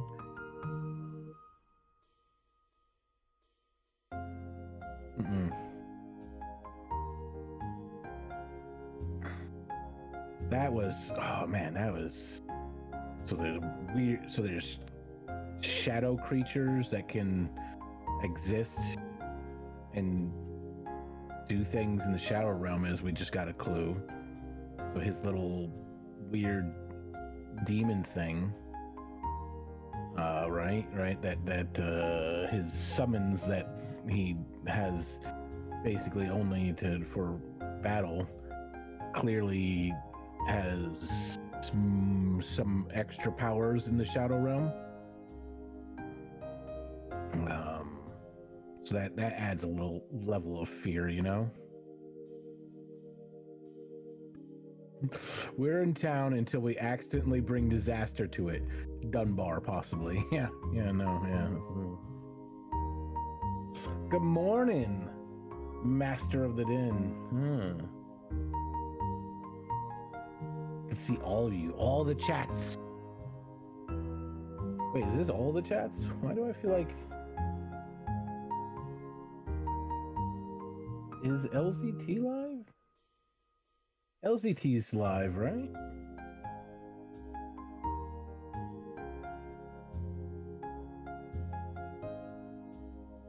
I feel like I'm missing one of the chats. Oh, okay. No. There's his little logo. Okay, no, yeah, his chat's in there. Yeah, okay. You're all here. Hello. We're all in shared chat. Why do you sound like Damien today? Hey, I have an A, not an E, okay? Because we're shared chat.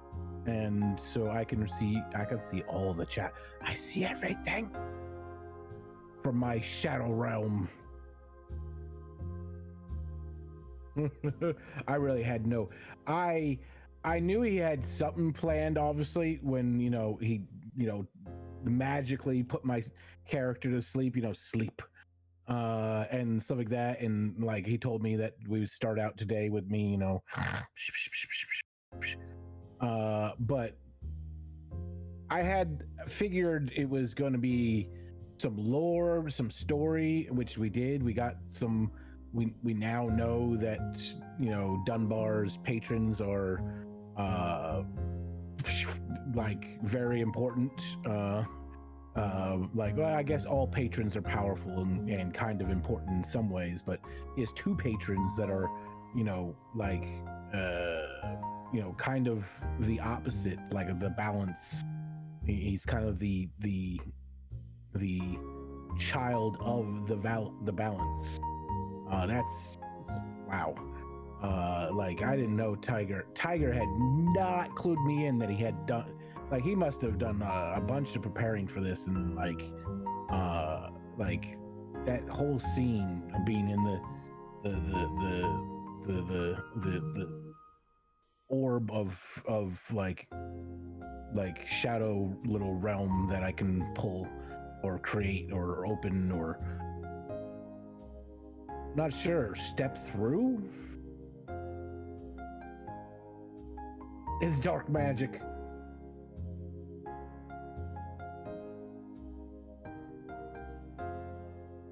Shared stream, yeah.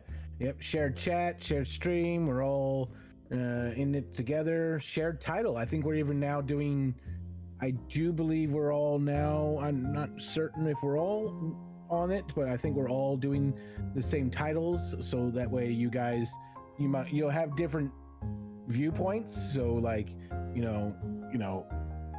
and side chat and whatnot going on, but in different things on the screen. I have like my character sheet up. I'm sure some others are just in like the camera view where it's just camera.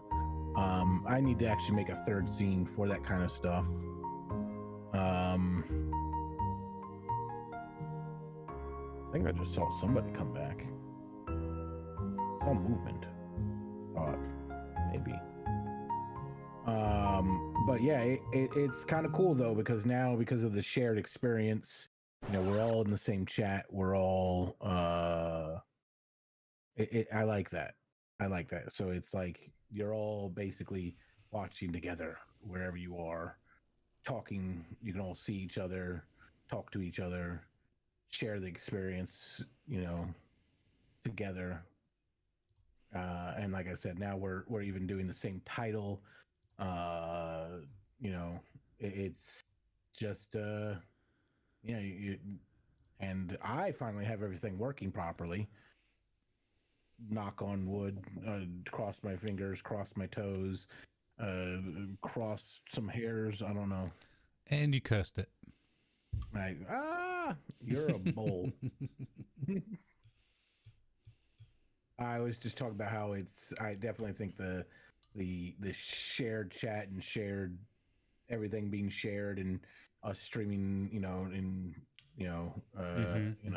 like we are, and like now we're even all doing the same title, helps kind of really pull it all into like a uniform thing. Yep. No matter where they are. We're getting there. We're learning. I'm glad someone has it all working properly. Doc, don't worry. I'm afraid to touch too many things, Doc, because right as I was setting up for my stream, my graphics card crashed. So I'm sitting here the whole time going, please don't crash. Please don't crash. Please don't crash. Like when I don't I don't know like how many people have experienced like a graphic card crash, but like everything goes blank for a second and then slowly starts coming back as the graphics card, restarts itself. And like some graphical things will just not come back properly. You'll have to like shrink them and bring them back, or you'll have to close them and restart them. It's kind of scary. So it could like literally break everything. So please, graphics card, hold out. Don't fail me now. Don't fail me now. And I was also talking about how like Tiger gave no clue to me that he had all this stuff prepared for my character for today. Like he's like, just so you know, we're starting with you asleep. Oh, okay. That's all I know.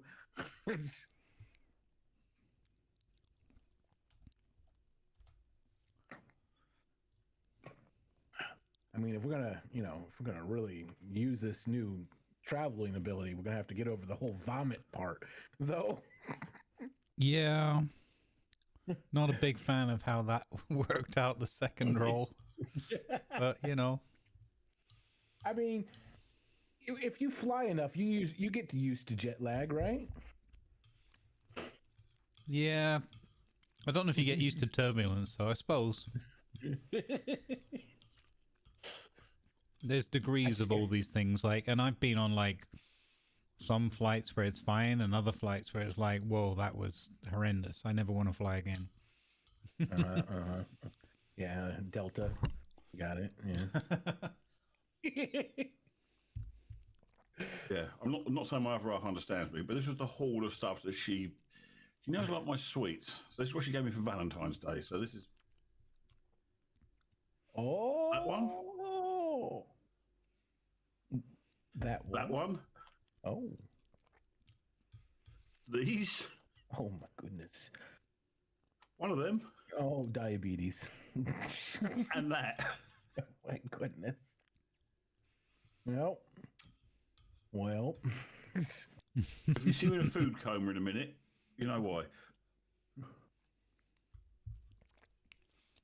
I wouldn't be able to eat that stuff. That would give me such a sugar headache. Because I don't have much sugar in my diet anymore, so... Yeah. No, it's one of those where it's like, oh, it seems like a good idea. I could eat 2 or 3 of these sweets. Great. And half an hour later, I'll be like... What a reckless morning, Battlecat. It's this. Yeah. It's just like caffeine. Like a lot of caffeine drinkers probably don't remember when they first started taking caffeine because it was like when they were young. But like now, since I've been off of because I'm not really supposed to do caffeinated drinks, like every now and then when I get like, like, oh, I'm gonna get this tea, and then I don't realize that the tea is like caffeine fortified or something. I'm like super wired and like, whoa, like, and then like later on crash hard with headache and everything. So yeah, it's probably exactly the same with sugar. Mm.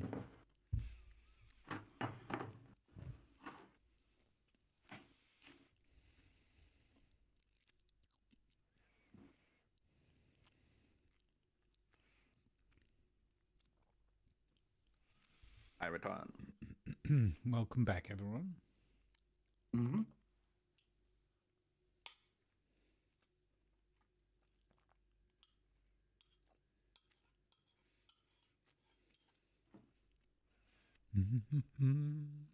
Mm. Oh. Got stuff in their face. Going, always had some toast. It was very nice. I don't know how you all can eat right now. I'm a very very like unstoppable visualizer. So there was some visualization going on during the end of that scene. Well, I'm right there with you. I just know that my body needs and craves sustenance. Luckily, I And for ate once, before. I'm able to override that other feeling and just go, no, I need food. For me, it's just pure cognitive dissonance. Like, yeah, I can just separate the two. Mm. That helps too. Yeah. I also think I'm too I was sleepy before the start of this, and now I'm just like my mind's a fucking blaze with thoughts and ideas, and it's like, what is going on? Mm-hmm. Your attention, please. I was telling Chad, like, Tiger didn't even hint at this. He just slipped this. He's like, by the way, you're just gonna be sleeping. By the way, started. No clues. It's just, you're just gonna be sleeping. By the way, at the start. Oh, okay. Yeah.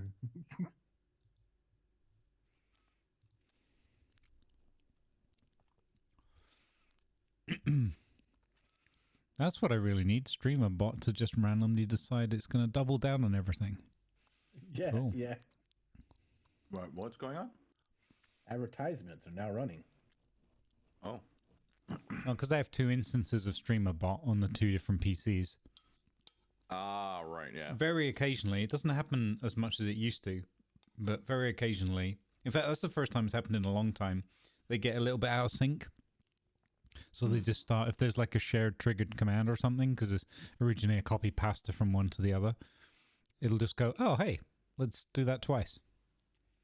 It's very rare, Yeah, though. because it's picking up on the Twitch event, and then it announces.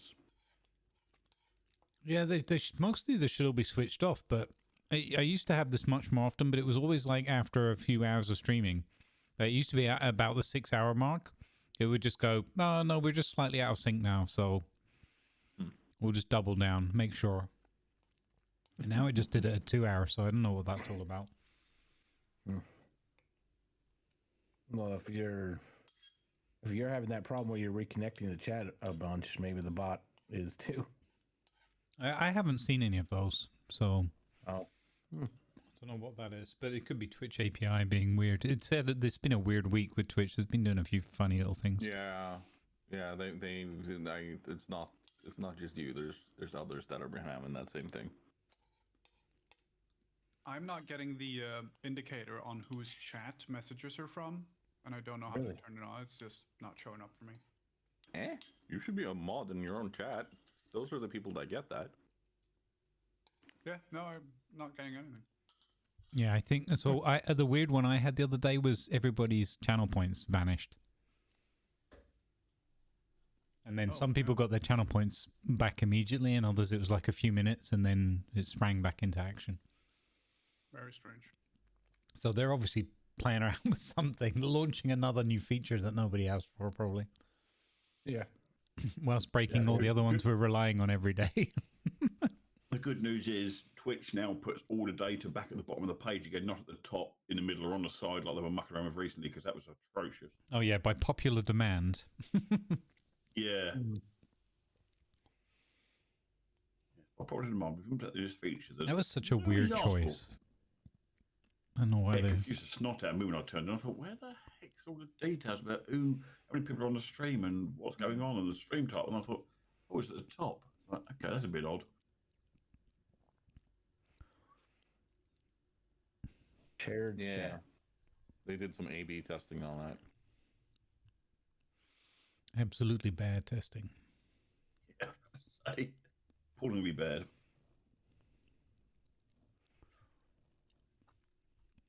Anything we don't like, we'll just turn it into a happy little tree or something.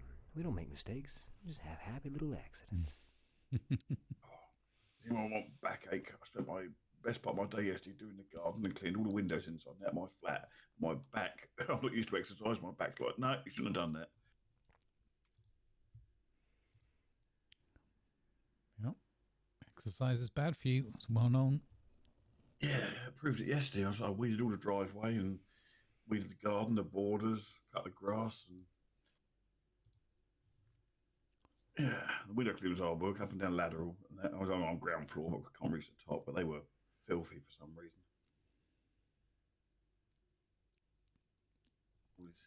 All these lovely storms we had.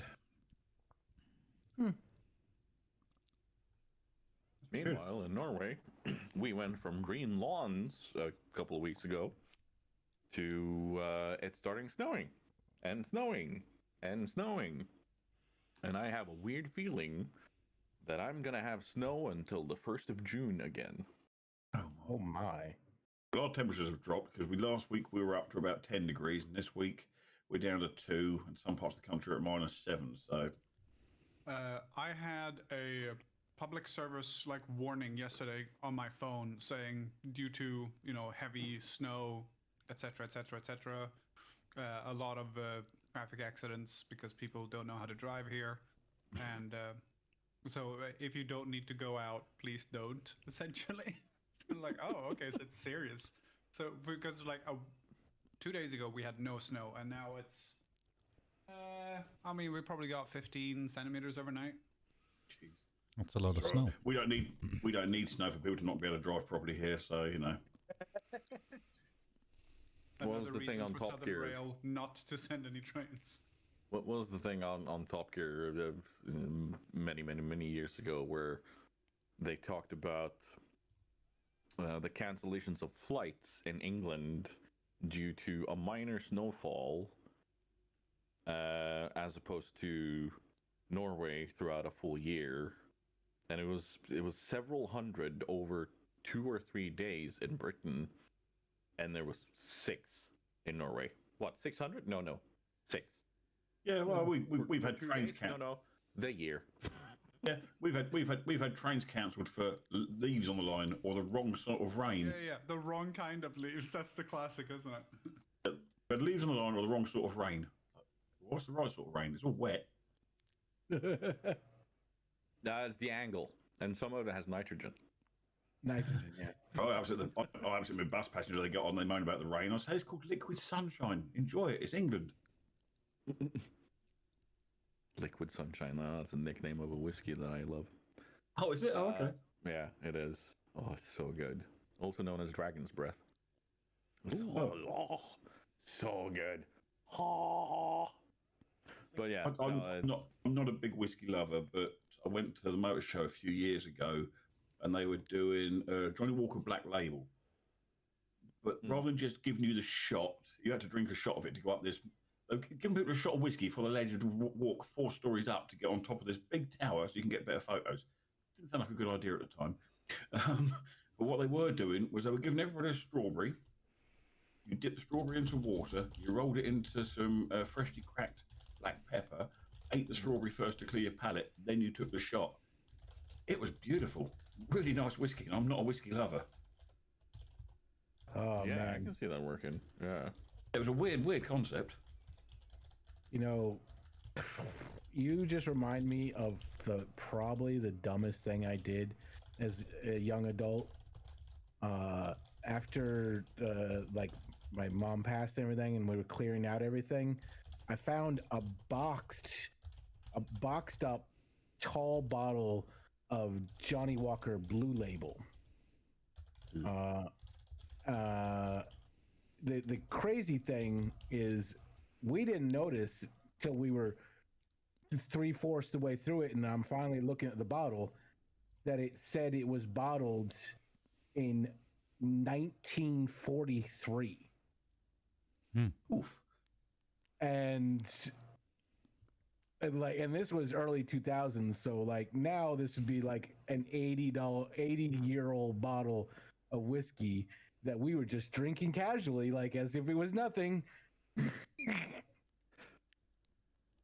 Probably worth a small fortune. Yeah, but also it's whiskey, and if you want whiskey aged, it needs to be in a barrel. It doesn't age well. Yeah. In a glass bottle. Yeah, as soon as you have it on the bottle, it doesn't age anymore. But the thing about that is the vintage. Hello. Vintage. Vintage is the word there. Yeah. I did the Nordic thing of the W and the V. Yeah. But yeah, no, it's still like if it was unopened before that. Oh yeah, that could probably be worth something. Yeah, that's. It still had that fancy, like stamped seal across the top. Yeah. Yeah. We screwed up. So worth something to a collector, but not worth something. Yeah. Not. Yeah. It wouldn't have aged. Oh, and the box was also. We had to cut open the box too. It had the fancy seal and everything. Yeah, clearly she was saving it for. So I'm hearing there was several layers of clear clues that don't drink this one on a casual evening in. When you're did 22, the entire story by saying possibly one of the stupidest things he has ever done. So yeah, you just got the ability to drink. You're 22 years old, and you find some fancy whiskey that you've never heard of.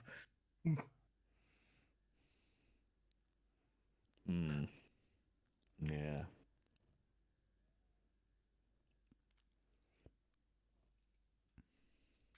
I think the best way to not feel bad about that is say, well, saving for a special occasion, but life is unique and a special occasion, so yeah, live in the moment, drink the booze. Now, that might be slightly different if it's yours and you have the permission of the person that's hoarding the thing than if you just took it and drank it anyway. 3,000 pounds. Oh, that's good. I was just gonna say, for the sake of your own sanity, please don't look up the worth of that today. Unfortunately, it's already been done. But thanks, Delanor. That's very nice of you to look that up. And... Yeah, I mean, there's poor Dunbar going, I could have got a new graphics card and webcam and processor, and no, I've just drank my computer. But when we were visiting Lefroig in 2013, 2 years before their 100-year anniversary or something, we one of the tour guides said, a lot of you are going to bottle these things and keep saving them and keep saving them and keep them, because we were there to bottle our own like little special cask strength thing, and so we could take home and register it and everything. And she said, don't just save this forever. It is meant to be enjoyed. It is meant to be taken out. Don't always keep looking for that next big thing to save this for. There's always going to be a chance of celebration. There's always going to be a chance of doing something with it. So when you feel that the time is right to enjoy this together with some friends, do it. Just do it responsibly. I told you not to look it up. Effing bastard, you're a dick. What? I'm just looking at that and thinking, I'm not going to say a word. That's a decade after. Yep. Damien drank his retirement fund. I could have a functioning computer. None of this is helping. I mean, But I say, Toad's got a few balls behind him. Yeah, it's just a few. Just a couple. yeah, and there's a few of these that will no longer be sold ever again. Oh. The two in the middle amongst them, there's a very special Ardbeg bottle there. And these are just the ones that I thought these look cool. I'm gonna have them on a shelf. So there's more of this. Yeah. No, I've had my share of whiskey and enjoyed it. I've had And I my will keep share on doing too. If that was me 15 plus years ago, that shelf would be empty. Oh, the shelf is empty. All of these are drunk. Oh, okay. I have enjoyed these. They are not just standing there for collection. These are just. I like the look of the boxes. I am that guy. Cool. But I have enjoyed them. But there's some. Like the Ardbeg bottle is from Ardbeg Day 2013, and that batch is part of the batch that went to space to see what the microgravity does to whiskey. Oh. And then it came back, and they did science on it, and they sold it. And that shit was expensive. What does microgravity do to whiskey? It makes it really, really expensive. Yeah, That's fundamentally what it does. yeah, considering like alcohol floats around space completely unbothered, I don't think space does much to it. Well, you're thinking pure alcohol. This is not pure alcohol, since there's all sorts of oils and stuff in it, phenols and so on, and that is going to do something to it. So there's a lot of science going on. I don't know if it's important science, but I'm here to test it. I did in a very controlled environment. I took a hair dryer and some whiskey, and I kind of aerated it with the hairdryer, and then put it into a soda stream, and then let it go flat, just to see if I could charge more for it. I mean, if it does anything to the flavor.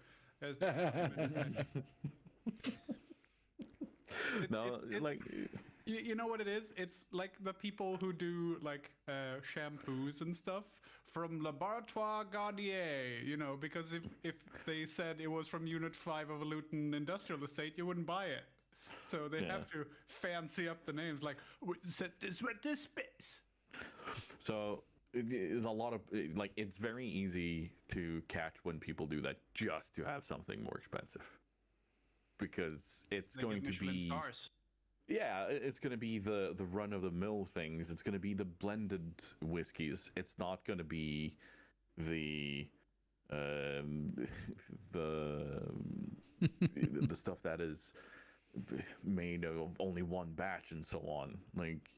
They do actual science on these things, and they look for differences. But the blended stuff, when they try to sell you, oh, this is special edition, and it only has 2 drops of in them. I'm like,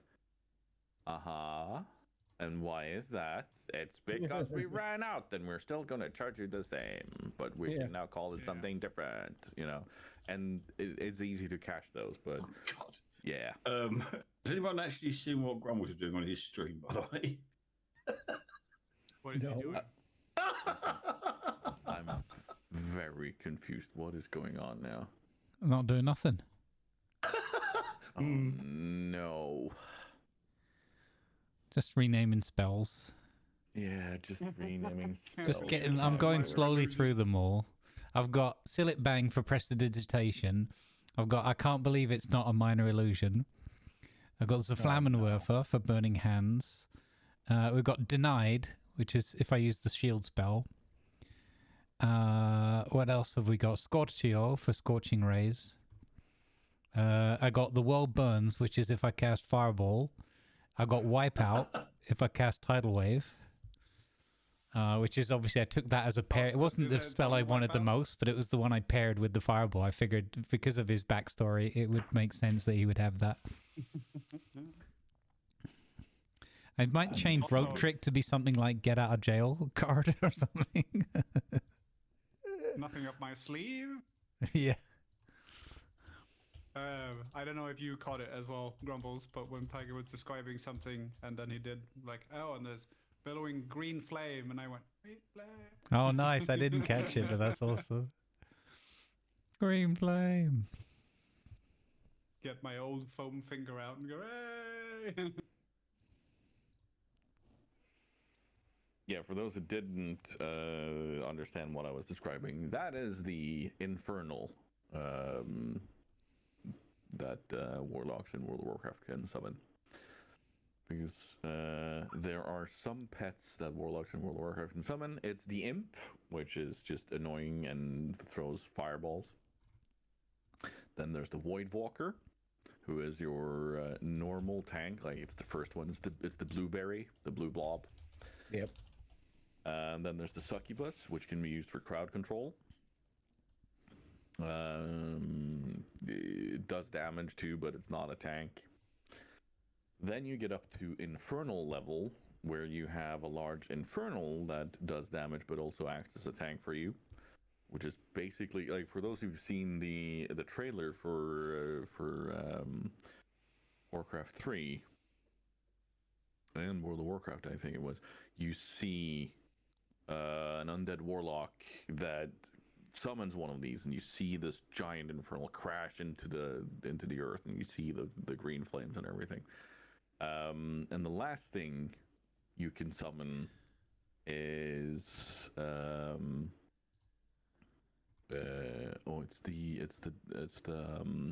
is it called a Doomwalker? I can't remember what it's called, but basically it can break free, and Doomguard, that's the one. Yeah, Doomguard, which is part of the demonic forces and everything, but the Doomguard can break free, and if it does, your entire party may need to be really quick at killing this thing, because this is a tank. It does good damage, but it has a chance of breaking free when you try to summon it. None of the others do, though. I want to point that out, but the imps always get silly names like yes. Well, all of them do get names, so that's kind of a fun thing. But the imps get silly names. It just sounds like hitting a nail and then having a leaky tire. Sounds like a Welsh town. Yeah, no, that could be that as well. Just a bunch of L's.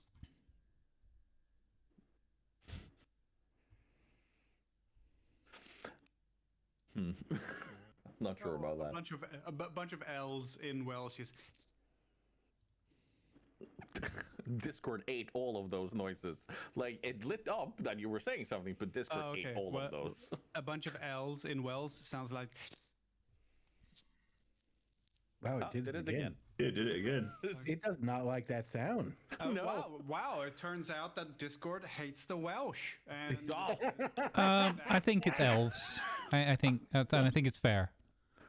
Oh wow! No, the Welsh, not the elves. Well, there's a big difference. Welsh elves. Wait, are all elves Welsh? There you go.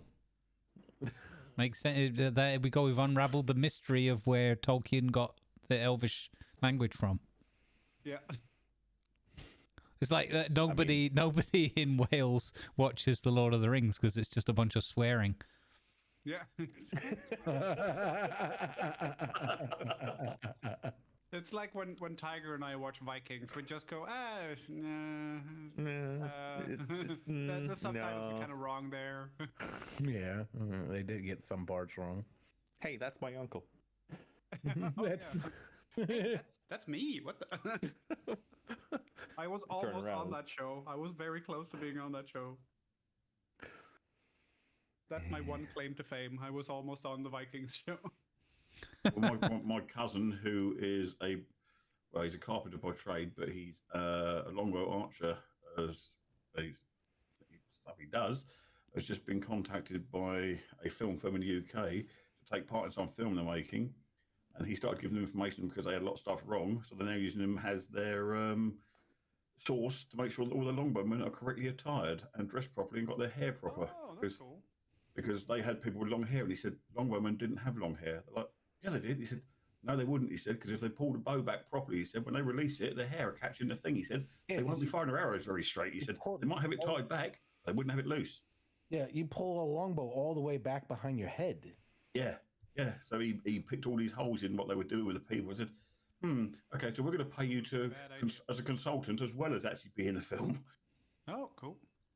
I don't know what film he's in because he's not allowed to talk about that part of it, but he's doing something. Yeah. They had an open casting call for the character of Björn Ironside. Oh, wow. Vikings, and I went, and they really liked me, but I was too tall. So they couldn't have someone who was so much taller than the actor. I can't remember who plays Ragnar. So, well, you shouldn't have been tall. You should have been in a wheelchair if you're Ironside, weren't you? No, that's No. boneless. No. That's boneless. Boneless. But he wasn't boneless. No, they've translated beinless to boneless, but it actually means legless.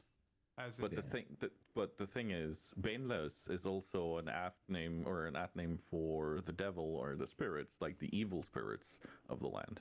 Oh, really? Is that where it's from? Yeah. I assumed they just mistranslated bein for leg rather than bone. No. We have the same name for bone as we do for leg because we like. Yeah, no, we actually like there are people still in my community to this day that use Banelos when they talk about shit being wrong or the evil stuff going on, like that, as if not just the devil, but nu är Banelos ute. If it's really bad weather, like there's some evil shit going on, like that's a term that they actually use about it, and it's derived from then, and that is the more likely reasoning behind him, because he was not exactly a kind ruler. No. He invented biological warfare, most likely. He tossed dead bodies over walls and shit. Yeah, it didn't invent it as much as you made use of it. Biological warfare was around for a lot longer before then. Yeah, but hey, still. look, we're besieging a town. Yeah, let's launch cows at them. No, not just cows, but like disease-ridden bodies that just throw it over and go like, haha, enjoy. Because there was Monty Python. Because all they had really fought before them was the French. Fetch a lavash. Yeah. Fetch a lavash. Quoi? And then there's recently been another discovery in Norway where it's clear that a body of someone in a village was thrown down a well to poison the well. Oh. So that the village could no longer be used. They recently found the remains, and yeah. So what you're saying is that didn't end well for them then? Oh, too soon? No. It ended definitive article. It ended the well for them. Well, it wasn't good for their well-being. Oh well. Or was it actually because he became the first well-being because he was the first being in the well? Yeah. That's good. That's a bit of an Orwellian twist. Yeah. It might have been a health and well-being course, yeah. Oh, look. Clock striking 13. It's about to be a dam burst. Oh. I think we're going to get a plague of pianos in a minute. Yeah. Weird how that happened. So strange. If we look behind me here, we have a scattering of Steinways coming over from the west. Steinway. Scattering even. Now that's a terrifying image, though. Oh yeah. They're all different colors and everything. Yeah. Some are wood, some are ivory. They only tend to land on things like Morris Marinas normally. Yeah. In Top Gear. That's true. It's unbelievably comfortable to crash in. Dissonant sounds of pianos, climpering as they approach on the wind. Well, Yeah, it looks like it's time for us to face the music. Oh, Wow.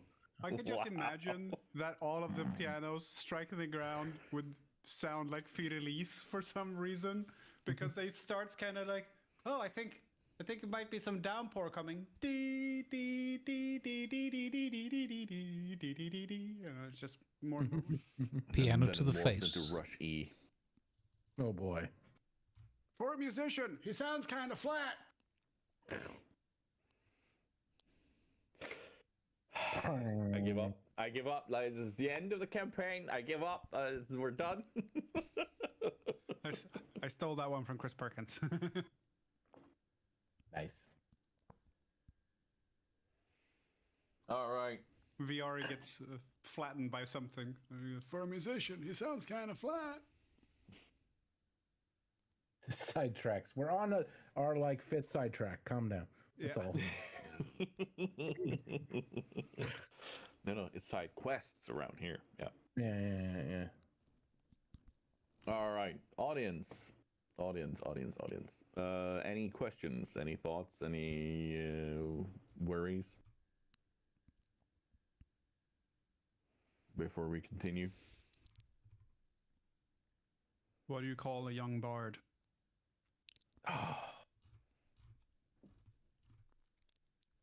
A minor.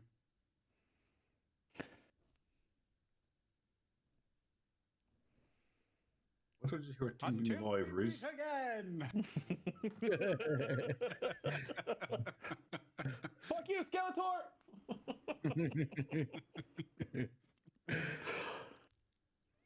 I Party. just came up with it. I felt it needed to be said. You know what? Fair.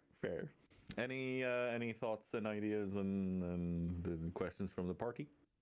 I thought of the perfect thing to say to the shopkeep when we get back in, like right after Funkin like falls over and passes it out. I've thought of the perfect thing to turn and say to him. All right. In that case, we're gonna step right back into the scene.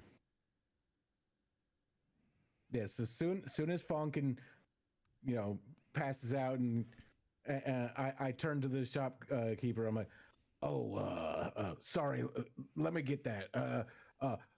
Gregory, and I summon my unseen servant. Please clean up all the vomit.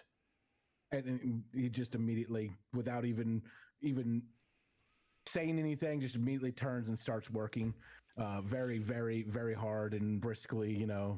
Just totally not rubbing it in his face. You see him just kind of. You see Orc stand there and kind of look at it and be like, taking notes, and nodding. Does the bidding, cleans, no back talk, he says towards an imp. No sudden whippings. He's clearly towards a succubus. Succubus, yeah. No suggestive moaning. He looks at the infernal. What?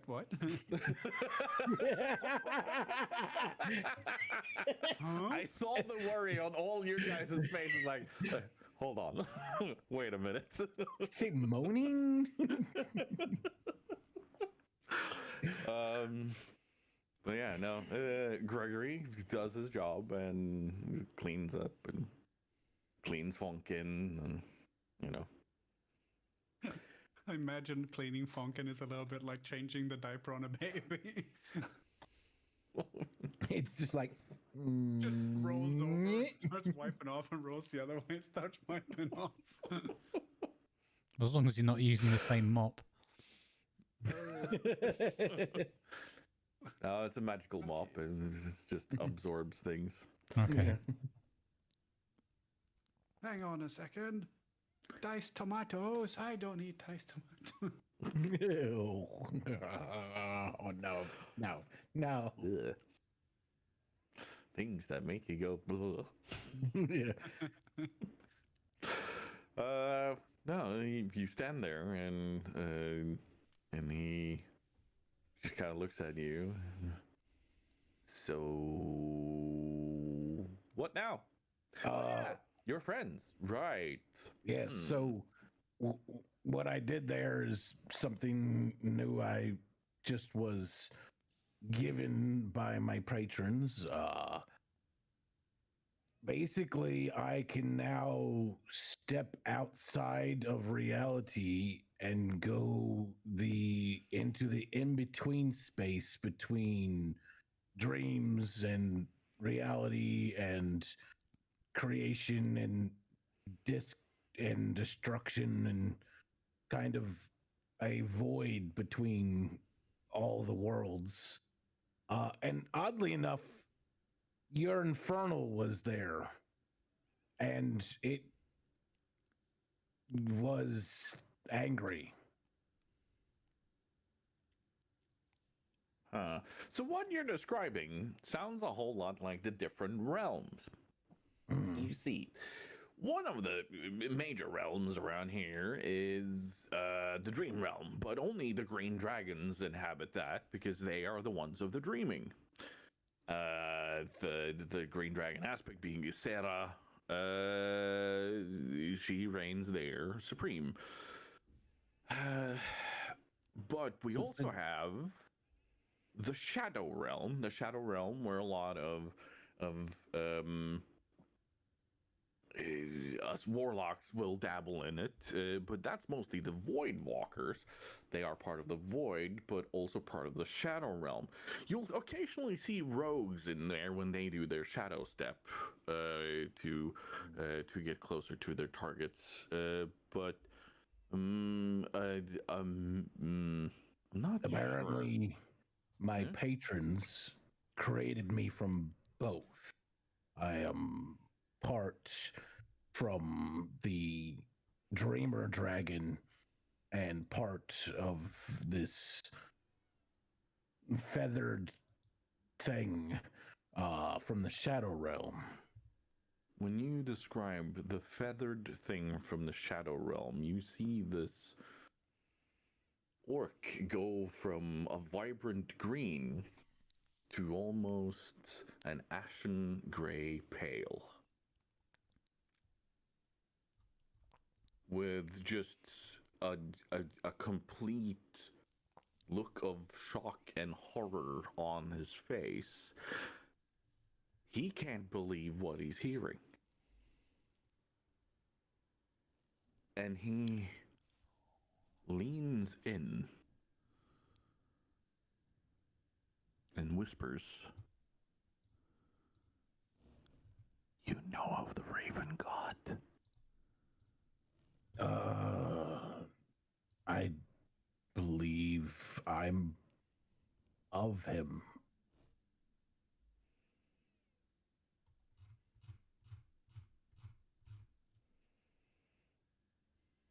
My wings was gifted from him, and I unfurl my wings for a moment.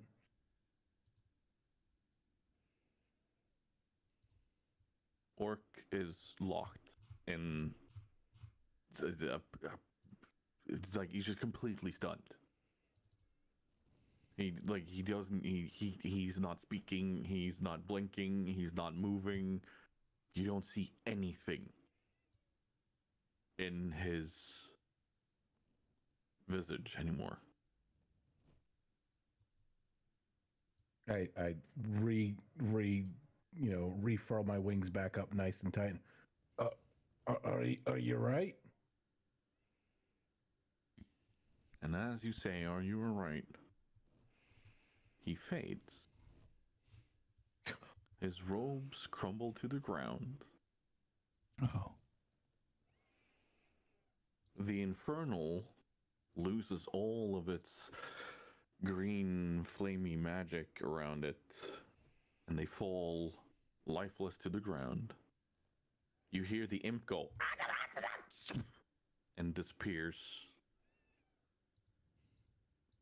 The succubus screams in a painful scream of terror and folds in on herself, and you see the wings fold around her and crumples up and you see a little black dot where they disappear out of this realm with a crashing sound.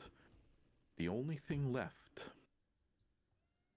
is the slowly fading Void Walker, where you see the shape of this blue purpley magic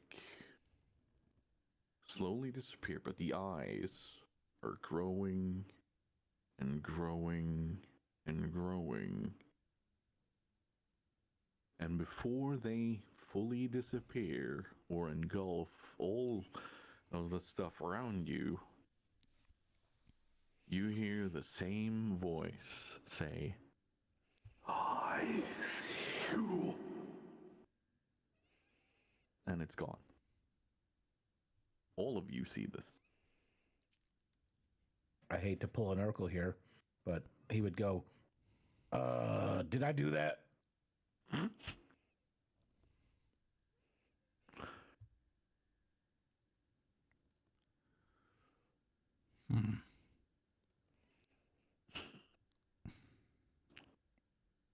It seems That's a throwback.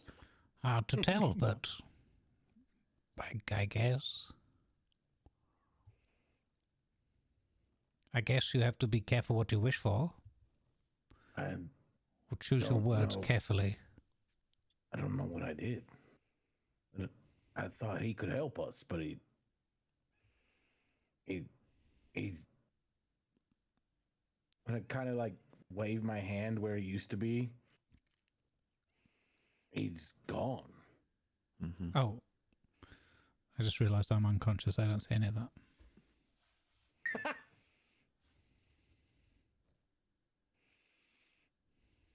You woke up to witness the weird eyes of this Void Walker dissipate, and you heard this weird voice from it. That's all you caught.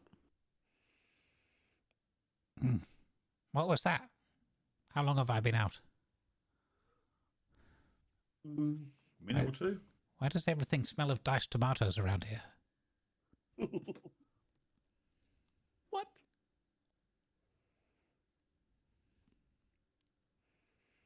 I think it'd be bacon, actually. But, I don't want to think about food right now.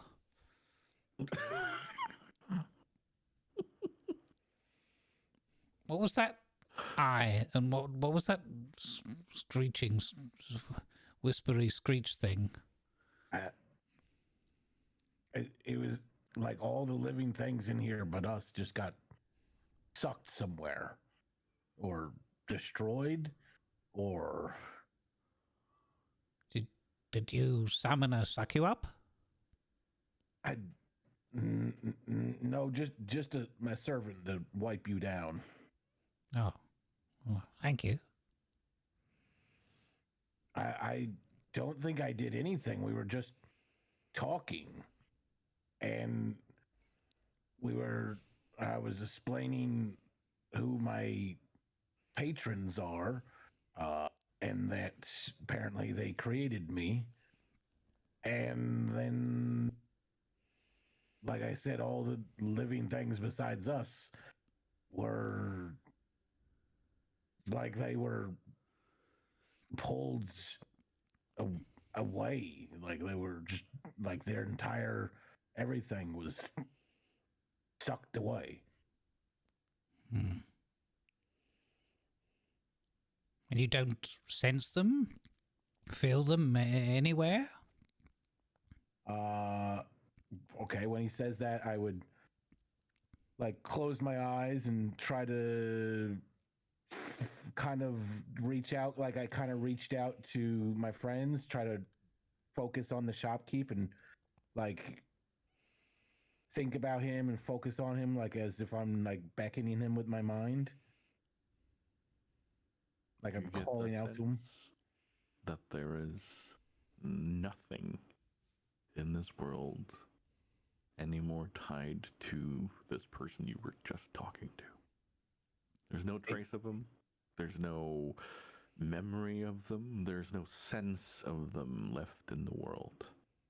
I can't even I'm trying to focus on him, but I can't even. Do you all even remember much about him? About who? There was a person here. Where? Wasn't there? You listen to the voices in your head again, don't No, I don't understand.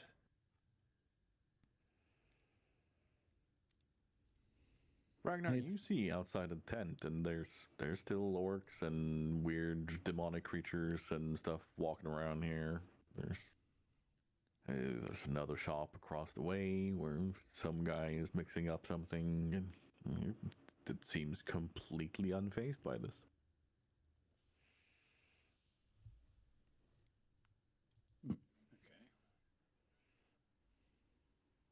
I'm telling you, I can't. Like, it's like even their memory is fading, but there were others in here besides us, and I wonder if it's dangerous for me to tell people too much knowledge of what is going on.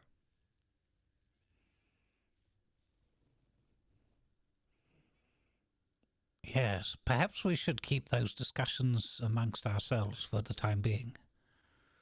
We don't know how we got here, and we don't know how to exactly to leave, but clearly you are endowed with some kind of capability in this regard now. Perhaps it's a bit better to take baby steps, you know? Yes, I was really hoping we could find some help, but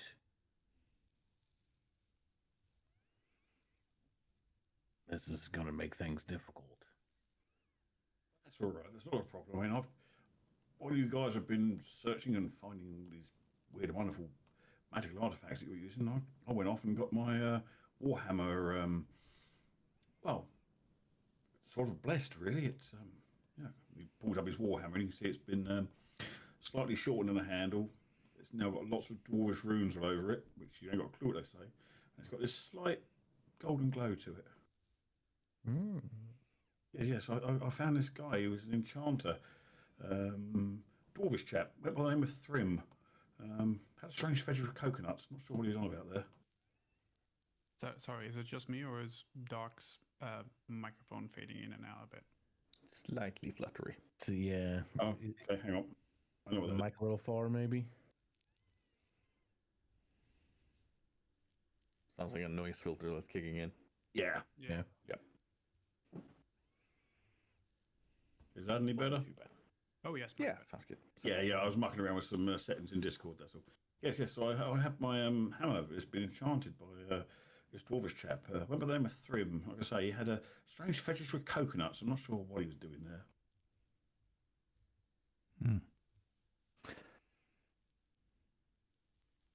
But apparently it's a bit lighter now, and he reckons he'll be a bit more useful in our endeavours. We'll find out. I want to have all of you do a little bit of a look around. Yeah, I definitely. I was gonna ask, can I investigate the shop a little bit? Yep. Go ahead. Can I investigate the robes? You said these robes dropped on the floor or something? Oh. So, do you want investigation rolls from each of us? Yes, please. Okay. Yeah.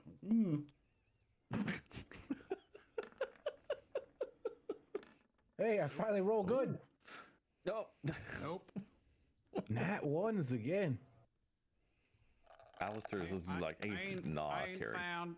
We ain't found shit. Oh, okay. Your radar got jammed. Funkin saw something while he's laying on the floor. Well, I He's mean, looking under the I see unit. this as like he comes around and he's like just feverishly like looking around the room, like, what's going on? Where am I? Well, you're not wrong, because as you are laying there on the floor, Oh, I see under the couch. That's what it is. You found some dice carrot, have you? no, you see up at the top of the tent, Oh,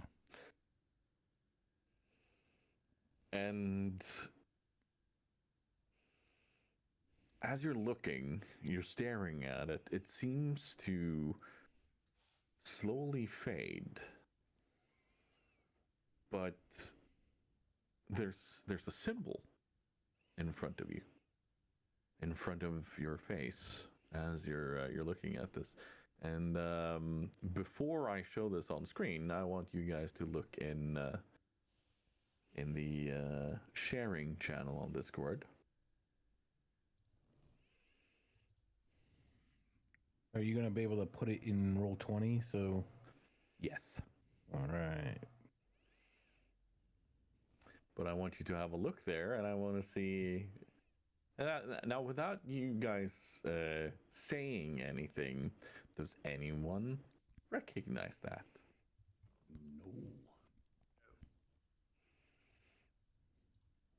I don't. No. Nope. Do-do-do. Jim was like, dang it, they're supposed to recognise that. Let's see here. Gonna save that image. Where's? Looks like it'd be a killer tattoo. I can tell you what I saw in my mind's eye as soon as I saw it. I saw the Slimer ghost, or the symbol from Ghostbusters, riding a chariot.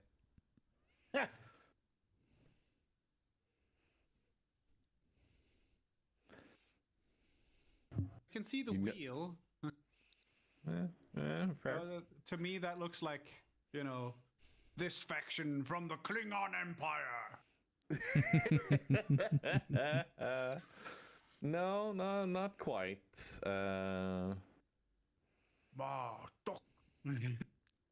And we're gonna show this to everyone. And then we're gonna go to the battle scene so that people can see this. Now, don't say anything, chat. If anyone recognizes this, all I want to hear from you is, do you recognize this? We got some ahs and ha-has. Yep. I think the Oz was in relation to the tomatoes. Yeah. You know, it was the U. Is laughing. I don't like that. Maniac's like, oh no, that doesn't sound good either. Now you see that's more the reaction I was expecting.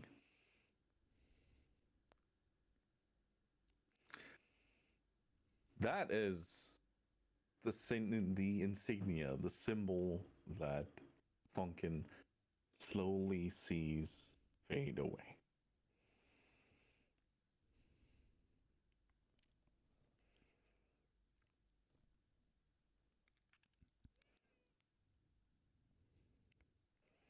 I try to make a minor illusion, like sort of neon equivalent, just trying the outline of it, whatever I can quickly remember while it's fresh in my mind. Give me an intelligence roll.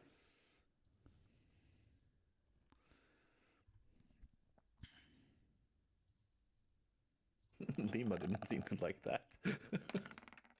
I'm rubbing the sleep out of my eyes still. Fair. 16.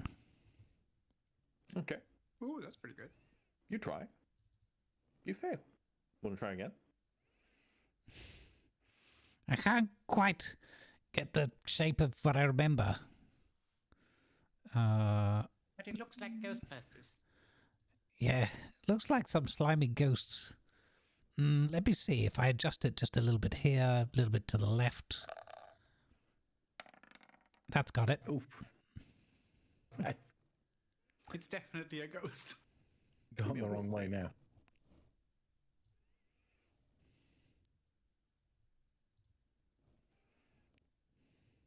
No, I still don't understand what it is you've seen. Drat. Some sort of blurry. I don't know. Some sort of blurry thing. Still feeling the effects of that incident earlier. Give me a will Might. save. What With save? disadvantage. A will save. Okay. Will Disadvantage on wisdom. save. It's wisdom now, yeah. Wisdom. Yeah, Okay. sorry. No, you're all Wisdom good. with disadvantage. Wisdom Lovely. save with disadvantage. Okay, so here, click disadvantage, submit, roll. Ooh. Oh, wow. Oh, wow. Very, very good. When you try to redraw it the second time, you get an intense stinging pain along your temples, as if there's something that is trying to push its fingers into your brain to access your very core being, your very core inner person. But it's not able to, so it just pushes on you. It pushes on your skull, and it feels like you feel this immense pressure, as if there's the entire world pushing down on your head. Something's pushing on my head. Now I know how Magneto feels. And the world goes completely silent for you. You get a ringing in your ears. Don't answer it. And there's a weird voice that you've never heard before. Uh-oh. Hello. You are a curious one. Yes. We will have fun with you. You may have resisted us the first time. However,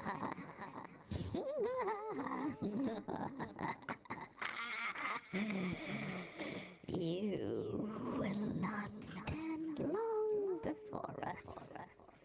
We are the changing one. We will not accept this. Now,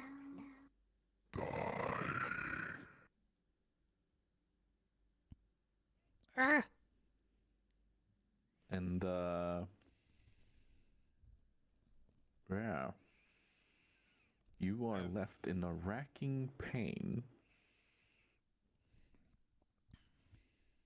And there's something that is slowly draining your life force from you. Do I see that he's like dying in front of me? Yes. Oh, okay. I'm definitely gonna do something. I'm gonna first of all, I'm going to attempt to resuscitate him by waving bacon under his nose. And if that doesn't work, I will cast healing on him. There is no reaction from the bacon. Okay. Healing it Funkin is. has no perception of the world outside of the pain that's in his mind right now. Okay, so I want to do healing, but I also kind of want to do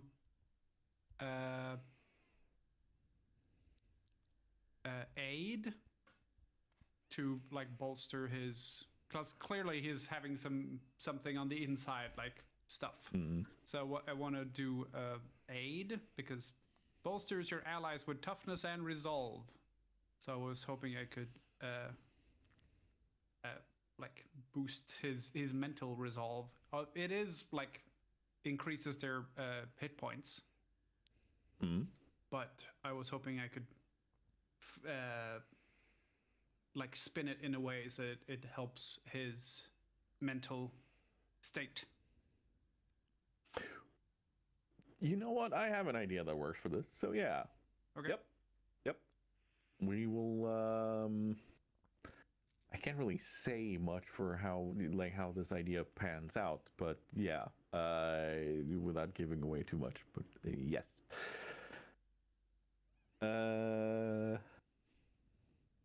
Ragnar.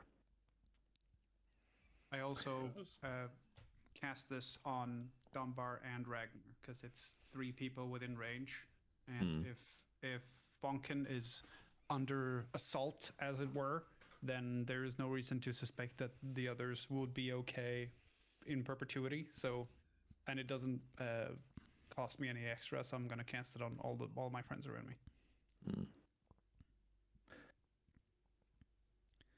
Ragnar, you get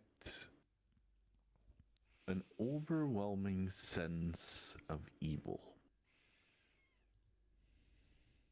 You don't understand from where. You don't recognize the source. This is the last time you were anywhere near anything that had this sort of feeling was right before the casket broke.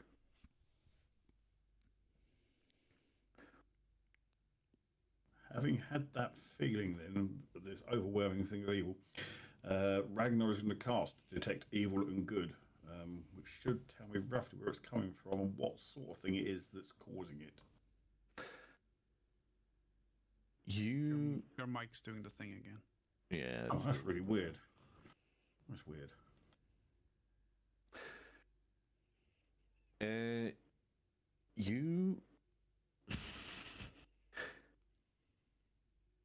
You instantly get a sense that the evil is centered around Funkin's head. It's not Funkin, but it is trying whatever it can to try to get into Funkin's brain. And for every time you see a pulse of this energy of evil, that's when you see Funkin kind of writhe in pain and see this like, you can almost see the energy being drawn out of him into the void and drawn into the world. However, you can also see that from Dunbar's hands, his puzzle box, his stone, there is a bright counteracting glow. There is a clear energy of good within this box.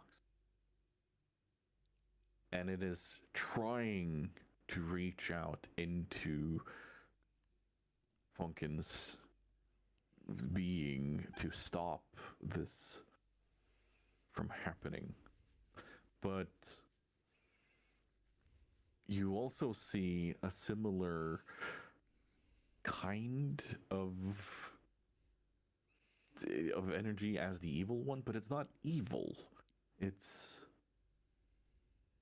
undescribable with how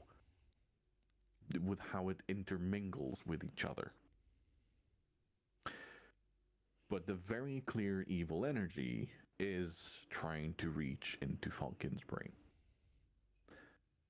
And I think Damien's about to fall asleep. No. No. I was just really like trying to picture things.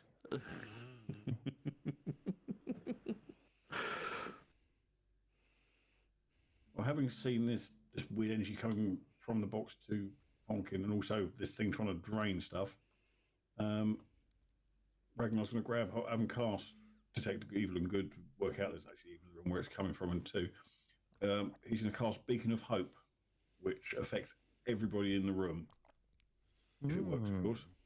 And that basically, well, I'll post it up, it'd be easier than reading it. Does that. Hope and vitality.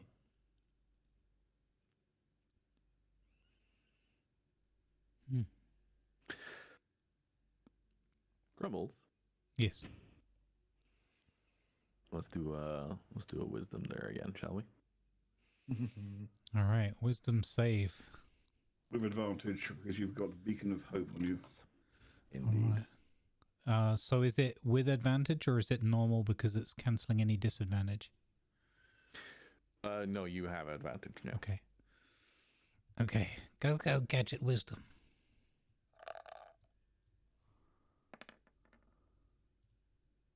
Nice. Oof. You are feeling weaker and weaker, but still this voice, like. Okay, I see. I understand. We are not letting you go. I am not okay with this. You saw who we really are. No, we cannot have that. Roll me 2d8. There's no place like Gnome. There's no place like Gnome.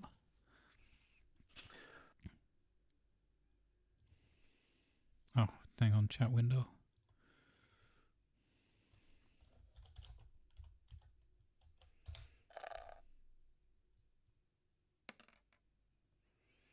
Oh. You take 14 psychic damage. Ooh. So, in effect, you take 9 because I gave you 5 earlier. Yes. Yeah, I was going to take those off first, so... Yeah.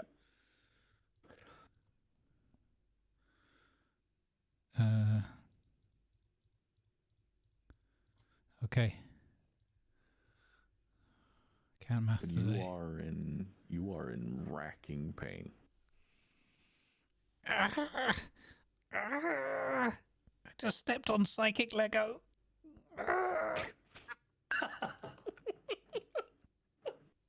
An upturned plug made out of psychic damage. D4 on the floor. D4 on the floor. Oh no, that's worse. Especially since I did that not too long ago. Oh, and right at the bridge of the foot as well. It's soft. You call that out, and everybody sits still. One person goes searching for it. Nobody moved their feet at all. That's it. No. But no, you take those, and like you. Like this is clearly not letting This up. is horrendous. Like, this is the most pain he's probably taken in one hit ever. And it's not letting go. Okay. It's not letting go of you. Dunbar. Mm-hmm. Your puzzle box is in turmoil. It clearly has a connection to whatever is going on, and you can feel like on one side of your head you hear a voice speaking of reason, speaking of not meddling, of not interfering, and on the other side you hear a voice booming about the interference. They inserted themselves into our realm. We are part of this realm, but we must not let them be in this realm. And this whole fight going on inside your head regarding what is clearly your friend in front of you. I would be hearing this and sensing this, and so I would like close my eyes and I would say, and I'd meditate and I'd think, and I would say, patrons, let me see, give me sight. Yes, child.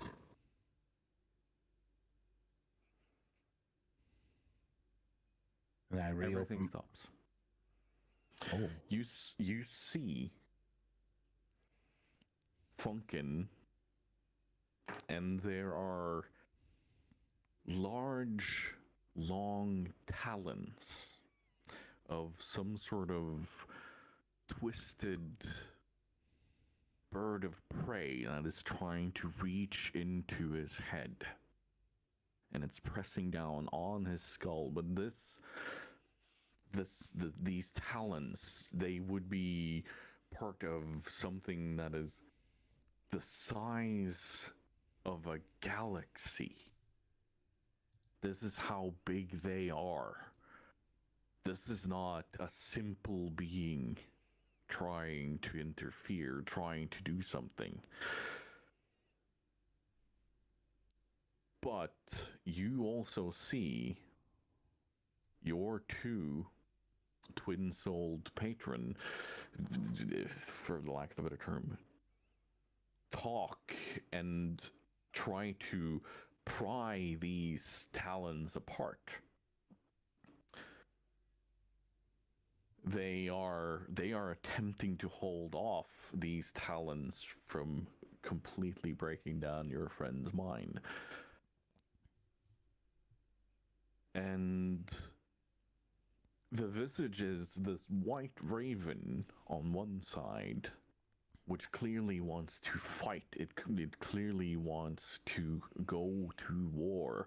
And then on the other side, you have this green ancient dragon, ever in a slight wisp of a shape, attempt to call for peace, but rather work on how do we approach things amicably, how do we approach things in a way of understanding. But they are clearly, both of them, trying to help your friend. Alistair, you see his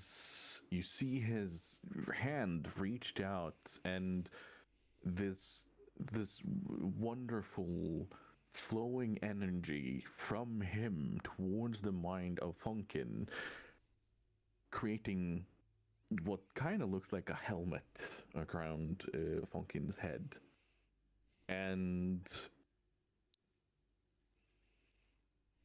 right next to Funkin, you see a large, ephemeral dwarf with this wonderful large beard and this huge armor, but he has his weapons and his shield, and has laid a hand on Funkin's shoulder. And you see all of this energy flow into Funkin before you are pulled back into the real world. And Funkin, you're gonna give me another wisdom save. Okay. Straight up roll this time? Straight up roll. No, advantage. Still advantage. Okay, awesome. Yep. All right. No psychic whammies. 15?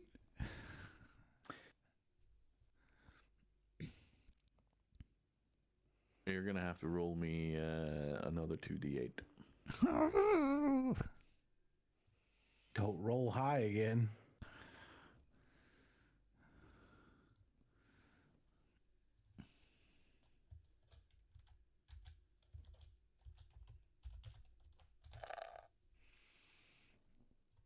You've got this, me. 10. Yep. So that's another 13 psychic damage. Oh, 13. Yep.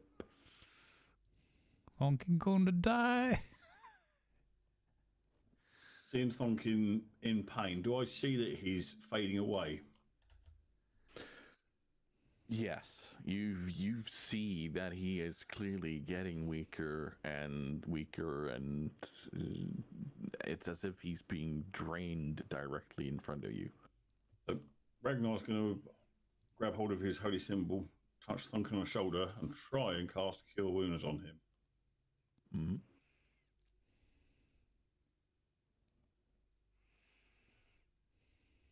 Cast at level 2.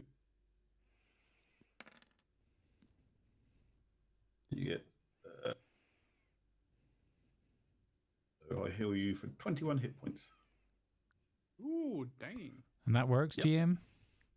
It does. Okay. Suddenly you have an itch. That's what you have. 21. Oh, wow. Okay, I'm almost back to full. Okay. Yeah.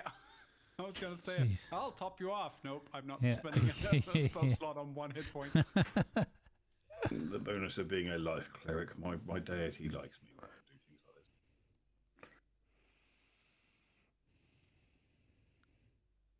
this. The sudden rush of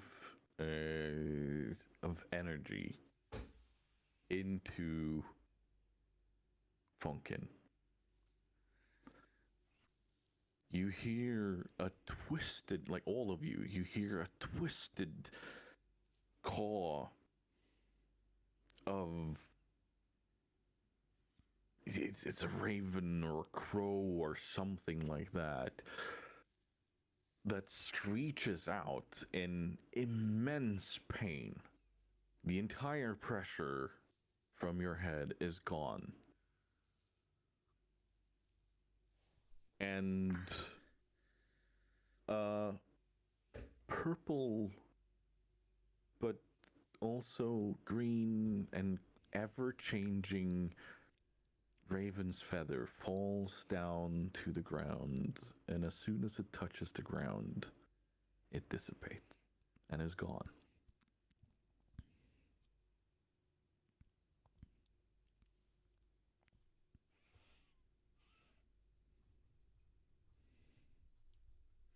You're feeling a bit better there, Fonkin. You seem to be in a lot of pain there. What was going on? I don't know exactly. I don't know whether I like birds or I hate them now. That symbol that I tried to show you. Never again. I never want to see that symbol ever again. Yes, Alistair. I would, when Fonkin comes out of the kind of reeling, I guess, come out of the headache thing, I want to cast Sanctuary on him.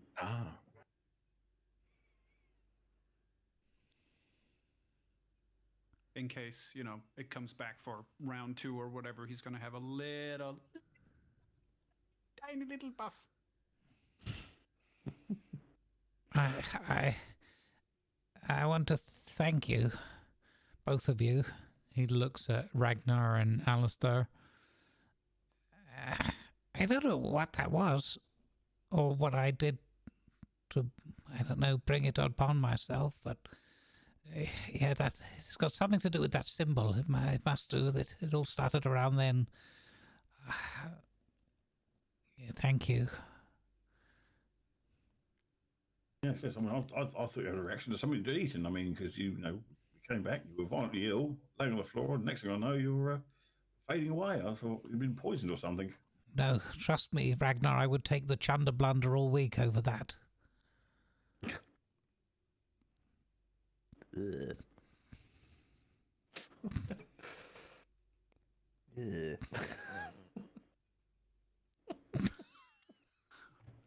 So, Where's Funkin? He's howling for Huey. So, Dunbar would be like running like a talon like along like the scales of his face, like he's like trying to think, and he would say, I think it's clear that we have drawn the attention of some higher powers. I heard voices. I think you're right. They were kind of screeching and screaming at me like I shouldn't have seen them, or I was intruding upon them in something like this, and they seemed determined to kill me, and it was like they were, I don't know, rotting me from the mind within. It was... I wouldn't wish that upon my worst enemy. Not even whoever it would have been that destroyed my mecha strider. Nearly blew me to smithereens. Not again. I mean, you sure it's not Jeff and he's cooking? You know, he's not trying to do something. There's a reason I don't let Jeffrey cook. I'm sorry I get snappy when I've been nearly murdered in my own mind. Gregory can't cook either. And before we continue, I want to ask, what is this week's spelling of Jeffrey? It's got it starts with a silent S. G-F-F-F. What? Spelled S-J-E-O-F-F. S. And both the S's are silent. Okay. It's like a little kid that surrounds a word by X's. Wow, you just called out half of the Twitch lurkers. Yes. XX, Sniper Man XX. 3.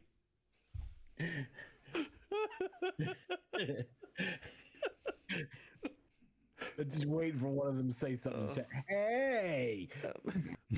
Rude. Accurate, but rude.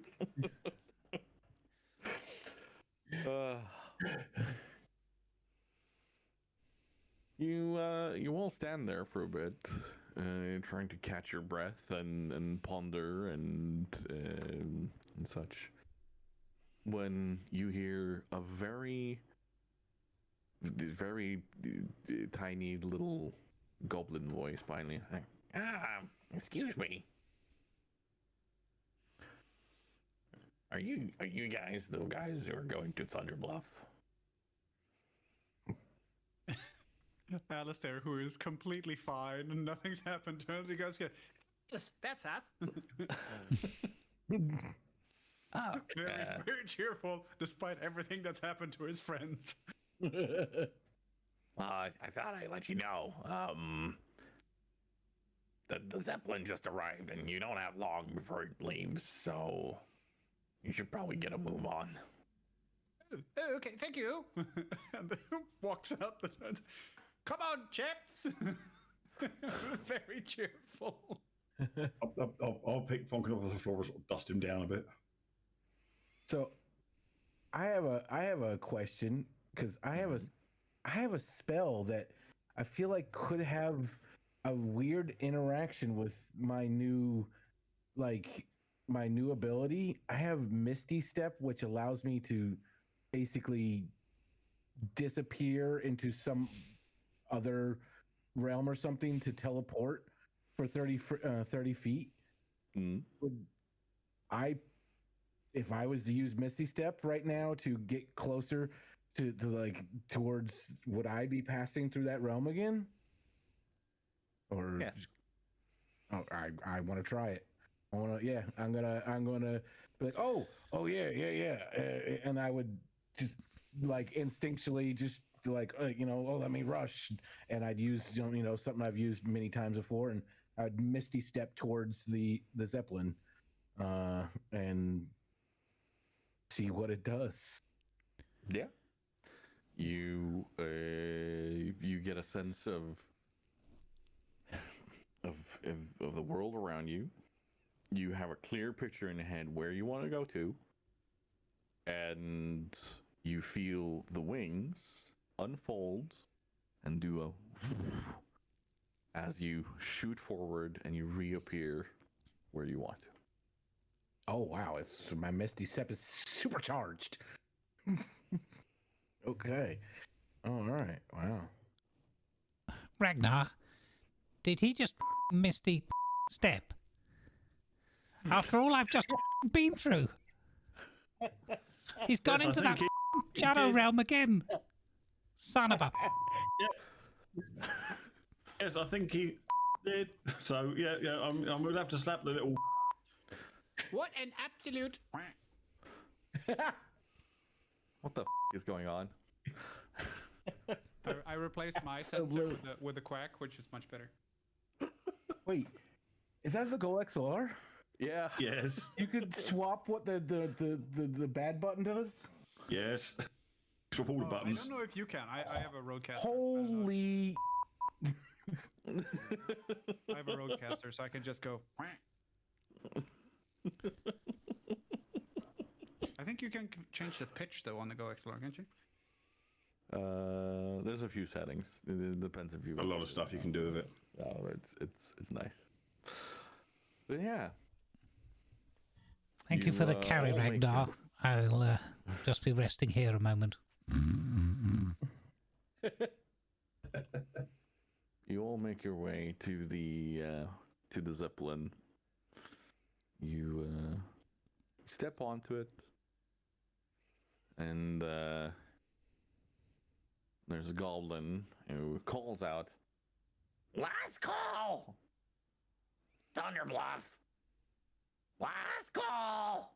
Thunderbluff! No loitering! Time is money, friend!"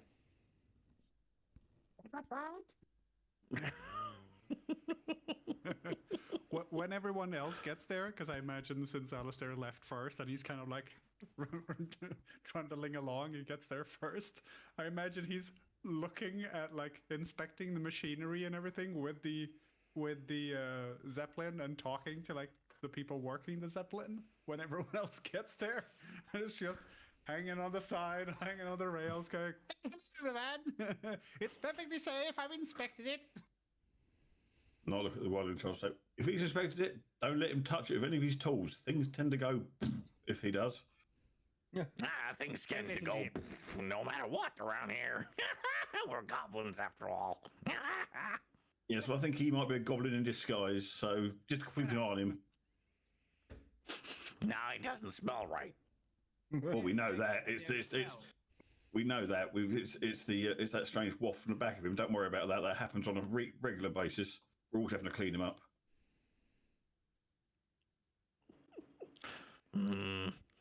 Not sure about that one, but okay. You are basically stepping in. You're basically stepping into the hull of a galleon, where does it have a bar?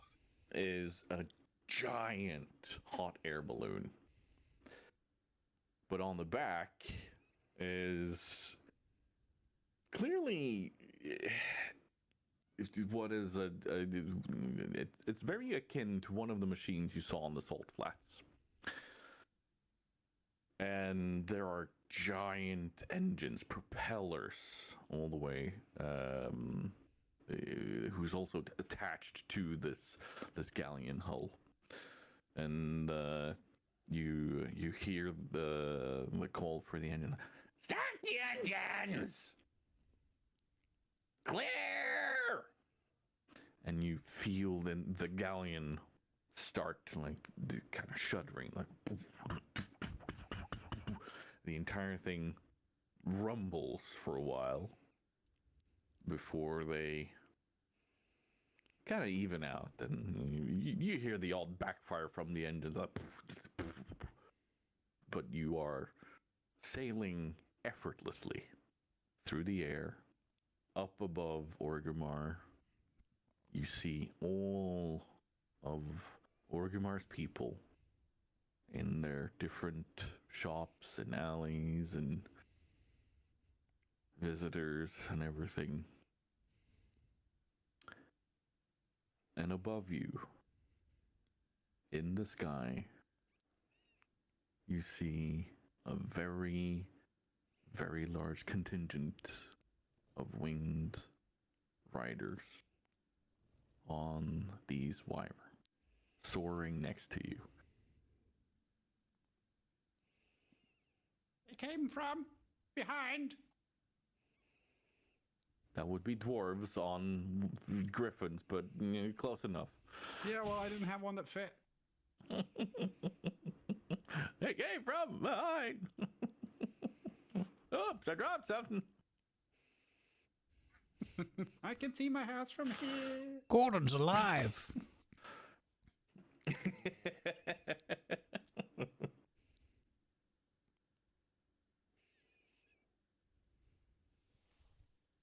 The very last thing you hear is the war horn of Orgrimmar. As you see the armies outside start marching. Ooh. Thousands and thousands of armored warriors are marching south towards where you came from just a few days ago. It is almost nighttime, and the goblins on the Zeppelin are guiding you to, well, you can sleep in those bunks there if you want to. Well, it's gonna be a long ride, so, settle in.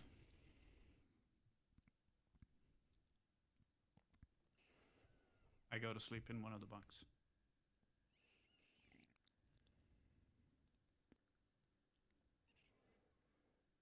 Ragnar will sit there cleaning off his weapons and armor, and then he will turn in for the night as well.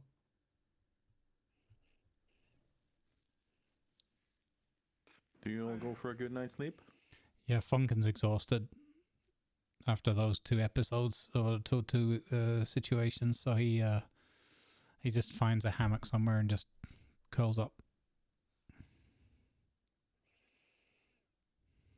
You know what Alistair does?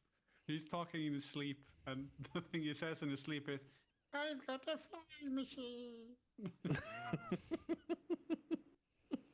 I found one that fit. It was just from Warcraft 2. 3 or 5.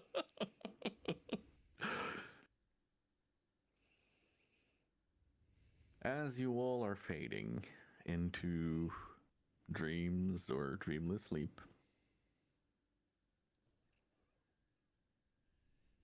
you see an image of a green grassy plain.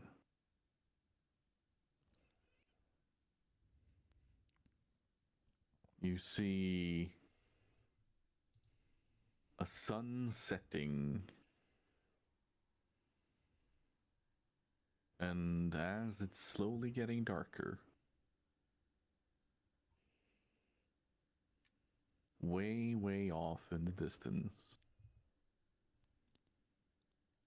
there is a shape, a very familiar shape.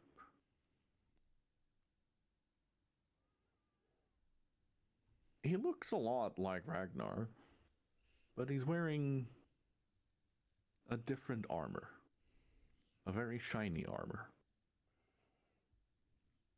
He has the symbols of the god that Ragnar has been serving. Yeah. And opposite him, that he is currently charging towards, is a very large obsidian black dragon. And you see the tendrils of magic reach out from the body of this dragon into the world and corrupt the very place it stands on and the beings around it. Its maw open and splitting the jaw open to look even more terrifying. Charges towards this image of the dwarf. And as they collide, you wake up in Thunderbluff. And that's where we're going to leave the session. Ooh. I'm not upset at that ending. For what? I don't feel like, that's a good place to stop. 2 weeks of saltiness. There's always good places to stop, but it's whether or not you want to stop or not, Yeah, which no, is that's kind of the true. important part. That's absolutely fair. Roll for frustration. No roll necessary. So let's go through the players first and foremost. Any scenes you were missing from that? At some point, I don't know if it was between session, but we've done the magic shuffling, right? Yeah. So that was you guys wandering around and done before you got called to Dunbar, pretty much. So you were able to do that. So if there's anything special you want, then yes. You know, I just realized the item that I DM'd you has been made irrelevant, I think. Or is it the item that does this? Oh. I'm gonna have to try the ground pound move then. And the dwarven quote of the day is: give a dwarf an ale and he'll drink for a day. Teach a dwarf to brew, you'll never see him again. Fair. I think that while we're in transit, Funkin will try and do this like quietly on his own, off to one side. Like we were resting and that, but like I imagine there might have been like a waking up in the needing a pee and then going back to sleep kind of thing. Anyway, or it could be just as we're waking up and arriving. Actually, Funkin, I think he's trying really hard to not think about that symbol, but his inquisitive mind, is drawn towards knowing what the hell that was. You've got to understand things if you're going to prevent them or defeat them or whatever. So, and I think he spends some time like sitting down with a little, rather than use his magic, because that didn't work out very well last time, he just sits there with like a bit of parchment and ink or something, or pencil, and he wants to sketch the icon, but he sits there for like half an hour or something, and he can't bring himself to even put the pencil to the parchment. He's just too afraid of what it might do. Now, whether the others observe this or not, he's trying to be subtle and do this quietly in a corner on his own, but he doesn't engage with anybody. He's just like literally just staring at this parchment, trying to draw the symbol, but he can't bring himself to do it. Not only that, but every time you go to try to draw it, your memory of it is changed. Okay, yeah. It's never the same. Like, it never looks the same. And you can't, like, you are unable to reach that memory to fully see that symbol. But you always get the feeling that, is this right? No, this is not right. Yeah. Why is this wrong? And then every time you try to access that, it's different. So that's probably part of it as well. So he tries to put like pencil to parchment, and then he's like, no, I can't start there. That's not the shape. And it's very perplexing for him, very stressful.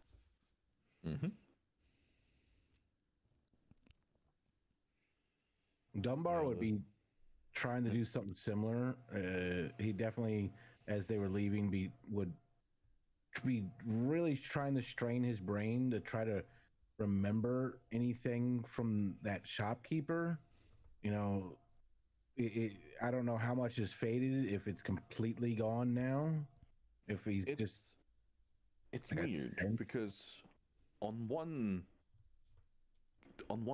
part of your mind, you have this very clear sense and memory of, he was named Orc. He had this. He had a succubus, an imp, a voidwalker, an infernal. He had these and these things. He wrote down this and this on a pad of paper. He did all of these things. But the other side of your mind is like, who?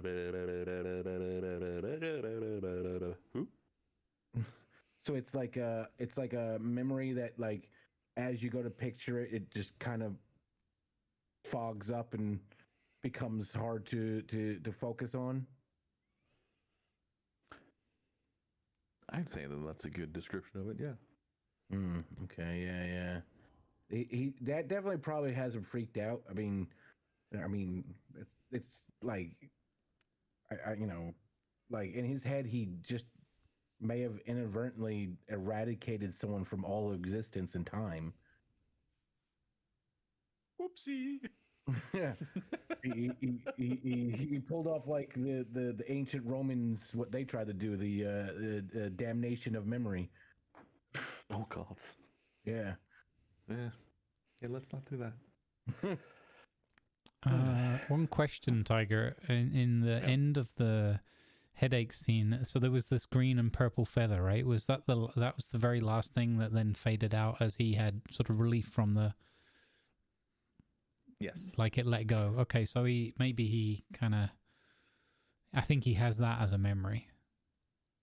Yes. But he's almost frustrating as well because he wants to think of the other thing, but when he eventually spends enough time, he eventually ends up maybe just that's all he can draw or all he can see in his mind is that feather. Okay, the cool. ever-changing color and shape of the feather. Yeah. Cool. Wanted to make sure I'd remembered it correctly. Alistair, you have picked up some weird goblinish tools. Ooh. Some engineering tools and stuff that and gadgets that they have been working on through your talks and bartering of your knowledge of these things and talking to them, and they're like, wait, so you enchant these things, but you don't enchant these things, but you also have gadgets, and this is I was curious. gonna say it's probably a new approach to engineering from what they're used to, because to me, artificing, what they call engineering, is magic based, but also mechanics based. It's the Thor films where they're like science and magic, it can be the same thing. Like yes, look, my parasol goes twang, but it also, like, my arm goes twang, and it can fire arrows, but also it automatically recharges, which is magic and not mechanisms, and a lot of stuff that I have goes twang. Or kaboom. No. Or kaboom. No, none of them go kaboom. Not yet. Not yet. Wow. That's I do worrying. have the ability to make things that go kaboom. Yeah, the kaboom stick. Install all of them on Ragnar. On? On. Yes, on. Okay. I'm just checking. Yes, I'll have explosive armor to protect me from incoming missiles. Do you have ERA plates? He's gonna have a lovely square on his chest, and for some reason it says "Rikta denna sida mot fienden" on the outside, and no one's gonna understand that except me and Tiger, and we were gonna go like, "Oh, okay," and then That sounds to me like the words "face towards enemy," as in Claymore. Yeah. No, not at all. I'm not that daft. That's exactly what I was thinking of. Which is exactly what they did, because the Battlefield series have Swedish devs. So if you get super close to a Claymore mine, which I granted it's difficult to do, it says in Swedish, "Rikta denna sida mot fienden." And like, oh, I see. So people who get close enough to see that are not going to be alive to tell the tale. I get it. Yeah, pretty much. And then you just tell Ragnar, go fight that guy. I always love that, like, trained military, like, demolition and mining specialists apparently need giant bold letters that say "face this side towards enemy."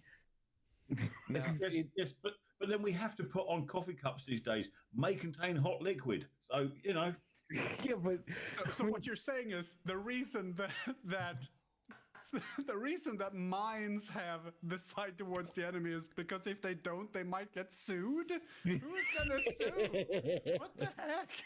Now, as a former combat engineer and someone who has actually trained with some of these tools, when you want to do that under fire and in the middle of a super adrenaline rush, or maybe even into dark, you need something that can be very clear that, oh yeah, this thing goes that way. You don't want to be the one going yeah, that way, and then you said it and it goes click and you go, shoot, where's my legs gone? Yeah. So, and sometimes it's not even the professionals doing the placing of these. It's the infantry soldier that you told, go put this over there. Yeah. I've lost my legs. No, they haven't. They're 20 foot over there. I knew we shouldn't have let. Knew we shouldn't have let Bainless Jim lay the minefield. Oh no! You can't blame him. Why? But yes, no, I do have some. I do have some things later that I can enchant that goes. Yeah, exactly. Preferably at things far away, like a pyro converger. Like, oh look, it's a pyro converger. What's that thing over there? I don't know, but I'm gonna light it on fire. Or whatever. Let's convert some pyro on it. Yeah, exactly. I love the pyro convergers because it's a case of it'll work. Let's see how long it works for. Yeah, pretty much. In theory, you can't, like, the absolute most is times you can fire it is 10 or 9, I guess. And the absolute minimum is 1. So you might fire it once, and then you go to fire it again, and it goes,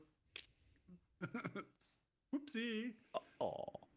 Yeah, so the more times you use it, the more of a chance it breaks. You know, I just realized something. Yeah. So, Funkin got Fireball recently, and Alistar has apparently the ability to make explosives, and I now got the ability to just screw off anytime they decide to blow up everything. So I'm sorry, Ragnar, you're left. No, we need an anchor. Why do you think I'm the healer? I'm going to be standing behind them now. There's going to be a case. Based on the Claymore situation now, I think on the front of Fonkin and Alistair, we're going to have this face forward stuck on the front of their tunics. You know what I want? I want Ragnar standing there, everyone attacking him, and then having made and strapped cannons to Dunbar flying around just as the air to ground airborne cannons, essentially, and then Alistair and Funkin sitting in the portable holes, steering the portable holes from the inside, going, "Can I have another mojito, Jeffrey?" We're going from CAS to CDS for close dragon support. Then, if he's up in the air, are we? Yeah, I mean, that. Turn Ragnar into like your own little battle tank. You got each one of you on like a shoulder, holding on to like some kind of like special bar you've installed. You have to remember, fly. You're not gonna be a battle tank. You're gonna be a fucking warthog. A10. Go Bert. That's what you're gonna be doing. No. I mean, they're gonna do that to Ragnar. A10 Dunbar. I really like the idea of Ragnar, because remember, Falcon learned how to maneuver his portable, like his pocket dimension. Oh yeah. Just tie the rope to Ragnar, and he can drag around the pocket dimension with us in it. And then we have Dunbar flying over everything. Yeah, I'm gonna have to look up the new 5 whatever it is version rules about flying, because I know they just added it back in. Yeah, 5.5. Yeah, I have the player's handbook here. I can look it up. Yeah, I'm gonna have to look up the rules on flying now, because like during combat, there's obviously probably some clear rules about how far you can move and fast. Unfortunately, we were playing 5th edition and not 5.5. Mm-hmm. I want to point out we are not really playing any edition right now. No. We're in WoW, okay? We're still saying reflex save and wisdom. We are doing our own thing here. That's how simple it is. And for anyone wondering why, it's because I'm not really a fan of what Wizards are doing these days. Or Hasbro, I should say. Yeah, rather. Hasbro, yeah. Yeah. We're not a fan of what Hasbro is making Wizards do. Yeah, no, that's the thing. And if anyone doesn't like that, tough tits. We do. Has been better, bro. Yeah, exactly. Oh. Now I'm going to turn to the audience and ask if there's any questions or thoughts or ideas or anything that needs to be cleared up for you guys while we before we move on. Oh, by the way, party. Are any of you going on today? No, I have to go to IKEA. On a Sunday? I'm not going on. Yep. Going to IKEA in Sweden. Wow. There you go. I actually understand what the names mean. There you go. Wow. I mean, he's not lying. Like we have every time I've gone to an IKEA shop, there's tons of people going there. And so what is this furniture? Like, you're calling it this, but what is it? And the guy's just like, it's a couch. Yep. Have you tried our lovely Smirgen here? Yeah, exactly. Yep. I'll put it in the chat for you, Damien. Okay, yeah. See, I told you I had a plan.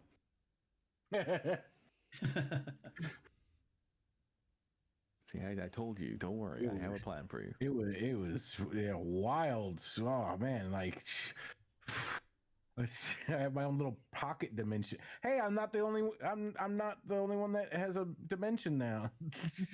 I mean, you're not the only one that has his own little dimension now. You have a Jeff.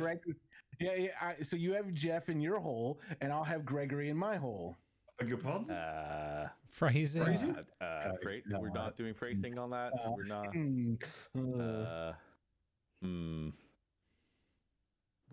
We're not. Okay. No, we're leaving that. Okay, we're leaving that. Maybe for the fact. No. If there's no questions or thoughts from the audience, I think that's going to be it for us for today, and we're going to say thank you. Is anyone going on, and we can read them? No. I don't think any of us are going on, but no, do we I'm have too tired anybody? today. Do we have a friend? Friendo? Do we have a friendo? Or a weirdo? I don't have anyone that jumps out at me exactly. No, I'm not really. A lot of the people are in this call, so Yep. Yeah. Funny that. Bottom reason I click on Twitch, the first four to come up is Grumbles, Tiger, Who's Going, and Lima, all four lined up at the bottom of. We recommend you go and see these live channels. Yeah. Strange that. That's very odd.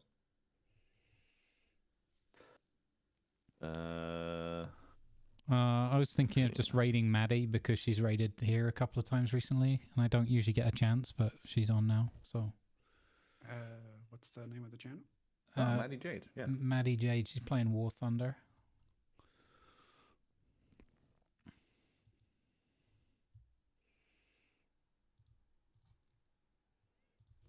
I'll put it in surprised with us having the shared chat, you can't just share raid us.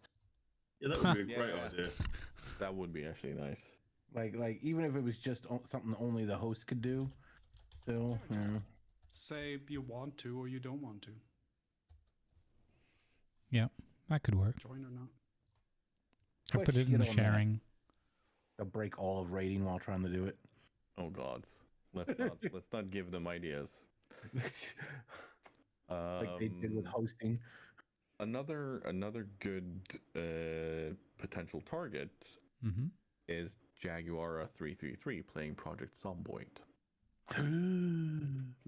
He is actually very good people. He is also a fellow War Thunder CC, so that they're both very good targets. I want to point out.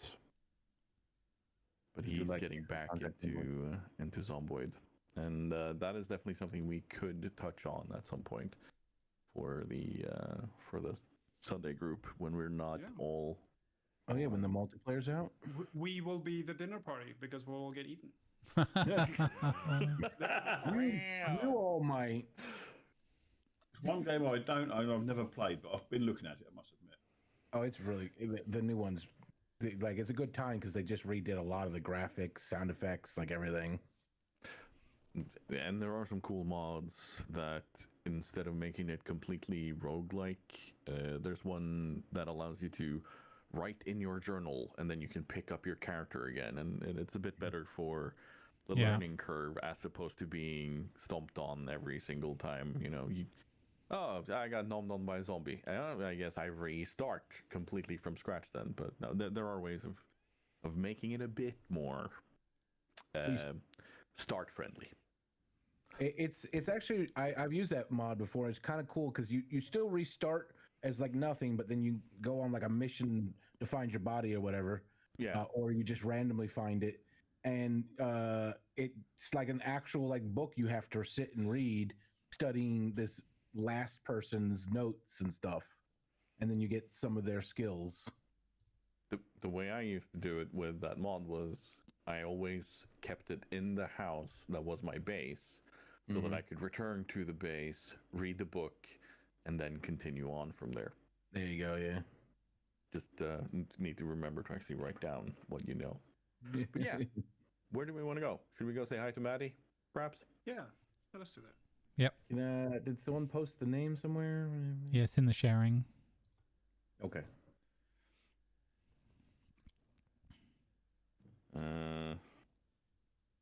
Do we have a raid message? Dunbar is our A10. That'll be confusing. Actually, wait. Mentioning A10 in that video game, that's actually interesting. Yeah. I mean, the A10 is in War They Thunder, did add it in. Yeah, I know. Who's Dunbar and why are they an A10? Yeah, exactly. The explaining level would be. Yeah, Dunbar goes. It's dinner time. Dunbar goes burr, and then you get erased from memory. It's for anyone who has my emotes. I actually have a Bert emote, by the way. I want to point that out. I have made the raid. Okay, raid incoming. Yeah. GG's, everyone. Good vibes. Fun session. Today. Take care, everybody. Bye. Bye. Bye. See you soon, TM. All right, gang.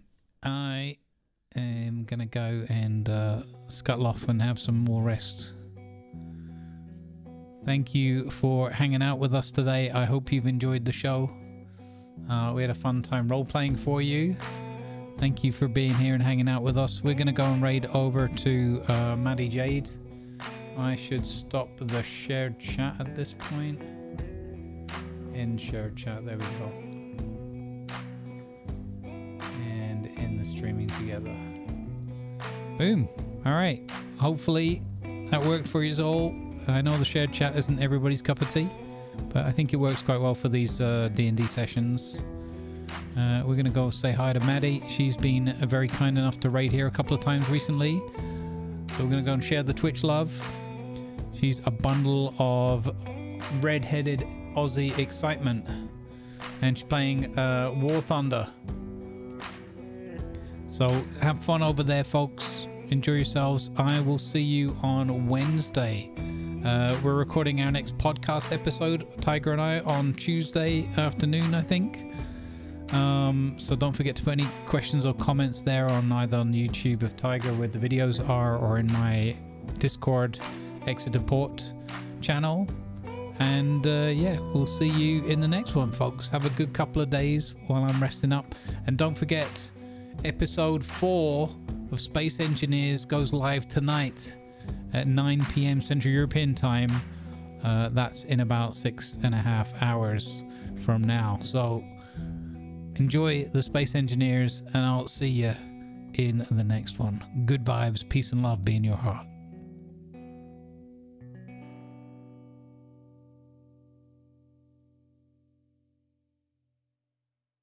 Mm-hmm.